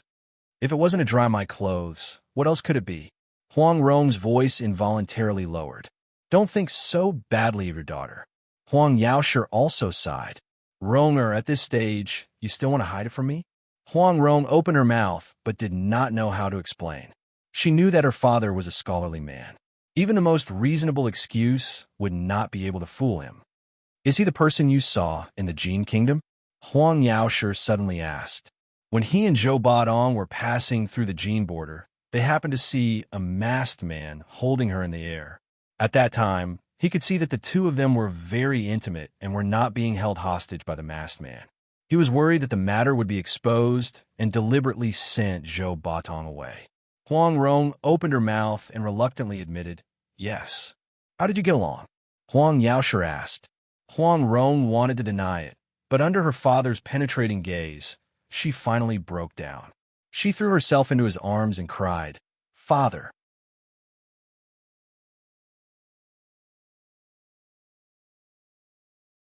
Chapter 1457. That bastard. How could he take advantage of you so much? Huang Yaoshe suddenly became furious and slammed his palm on the stone railing next to him, immediately shattering it. He didn't do it on purpose that night. Everything can only be said to be a joke of fate, not to mention that he saved my and Jingji's lives many times. Huang Rong also told her father many things that happened later, especially this time in Lin. In fact, she didn't understand why she was speaking up for that person, but seeing her father so angry, she couldn't help but explain for Song Qingshu. Huang Yaoshe looked at her deeply and said, Do you already have feelings for him? Huang Rong's expression changed slightly and hurriedly shook her head. No, absolutely not. Huang Yaoshe looked at her deeply and no longer spoke. After a long silence, he finally opened his mouth and said, Ronger, who is the child in your belly? Huang Rong's body trembled, and she said with a red face, Of course it's Jingji. Really? Huang Yaoshe's eyes seemed to be able to see through people's hearts. Huang Rong bit her lip and said, Anyway, the child will be surnamed Gua. Huang Yaoshe thought for a moment and didn't pursue this topic. Instead, he changed the topic. Does Guijing know about this? Huang Rong shook her head blankly. I didn't tell him. Huang Yaoshe sighed. Although I have always disliked Guijing, I also admit that he is an indomitable hero. You can't hide this from him forever. What's the point of telling him about this? In addition to adding to his troubles, it will cause irreparable cracks in our relationship. Huang Rong's attitude was very firm. I will never let him know about this. I will use the rest of my life to make up for what I owe him. Huang Yaoshe shook his head. This is what I am most worried about. You are barely able to maintain this marriage, and in the end, you will only be left with more guilt and debt. You will never be able to return to that pure love. Will you really be happy like this? Moreover, this matter is not your fault. Based on my understanding of Guijing, if you tell him the truth, he won't blame you. Instead of living a life full of lies and guilt, it is better to tell him the truth and completely untie this knot in his heart. Huang Rong's face was a bit pale. Father, don't force me. I really can't tell him this kind of thing. Huang Yaoshe looked at her deeply and said, It seems that you have fallen in love with that Song fellow. I didn't. Huang Rong hurriedly denied. Huang Yaoshe walked to the entrance of the tomb and opened the stone door. He looked at the howling storm outside. After a long time, he said, You're in a dilemma now. Reason tells you that you can't do anything to hurt Guijing, but you can't control your emotions. I know what you're worried about. Not only are you worried about hurting Guijing, but you're also worried about being despised by the whole world. But you, my daughter, as long as you really like him, you can break off your marriage with Guijing and be with Song Qingshu. Even if the whole world despises you, I will support you. Huang Rong looked at him in surprise. Father, you admire Song Qingshu so much?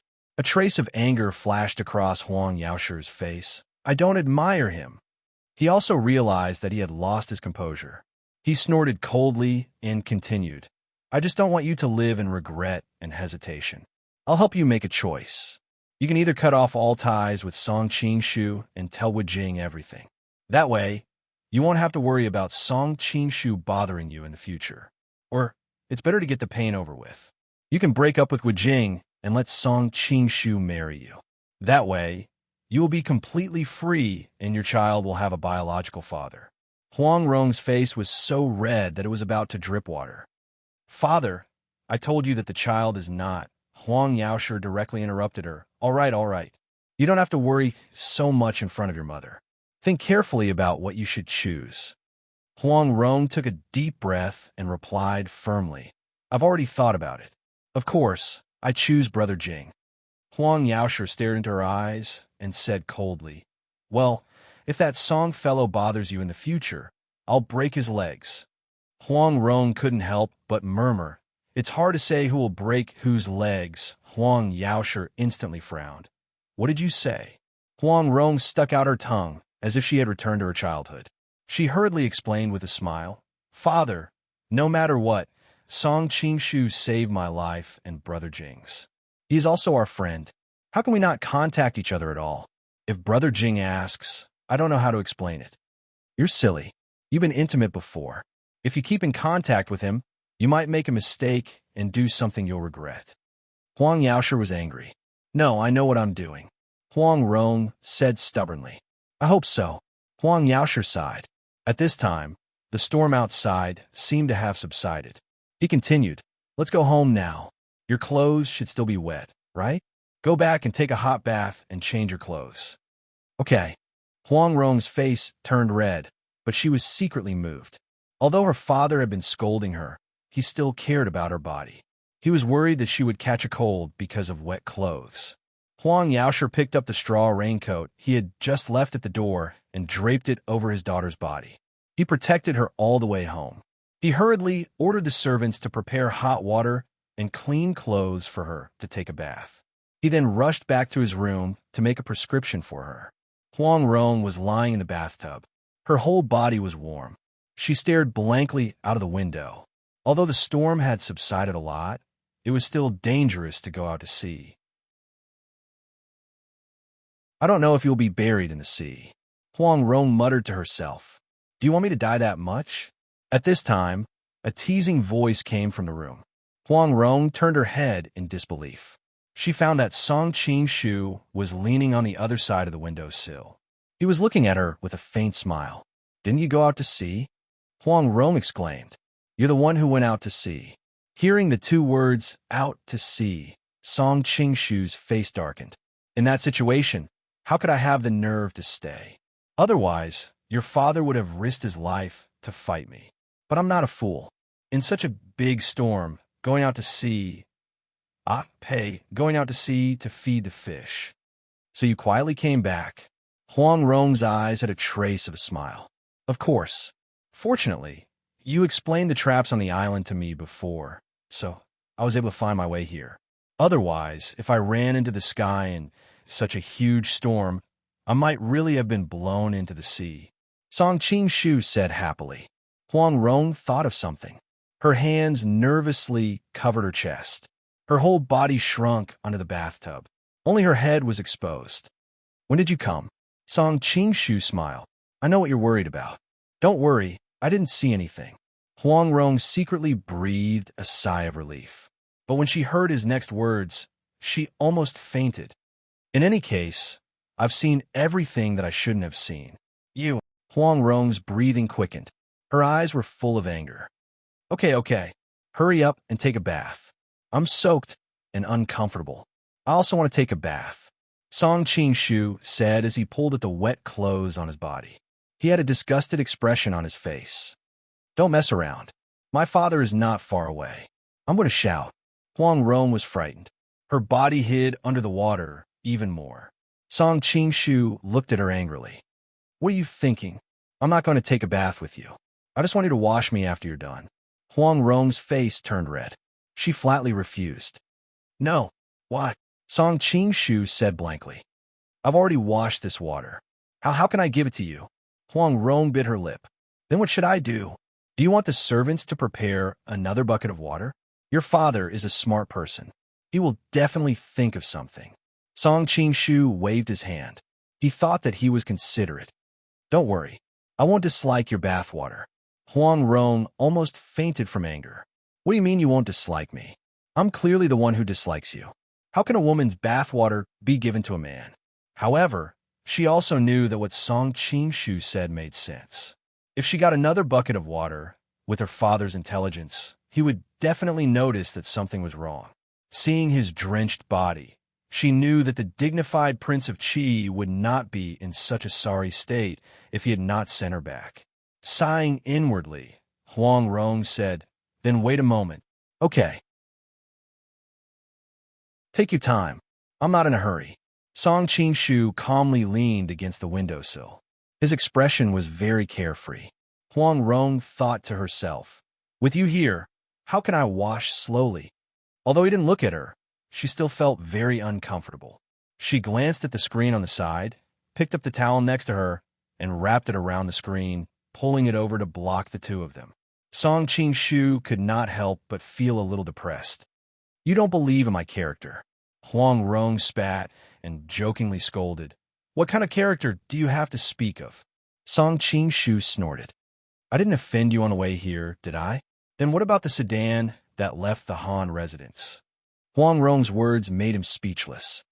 As the saying goes, knowing one's mistakes and correcting them is the greatest virtue.